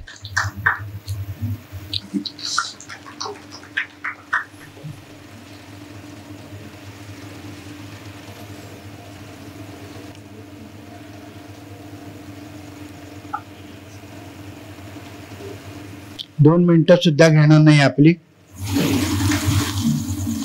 ॲडव्होकेट नितीन माधवराव आपटे हे पुण्याहून आले आणि त्याने आपल्या सुंदर शैलीमध्ये 1.5-2 तास आपल्याला व्याख्यान दिलं, याबद्दल त्यांचे आभार मानतो.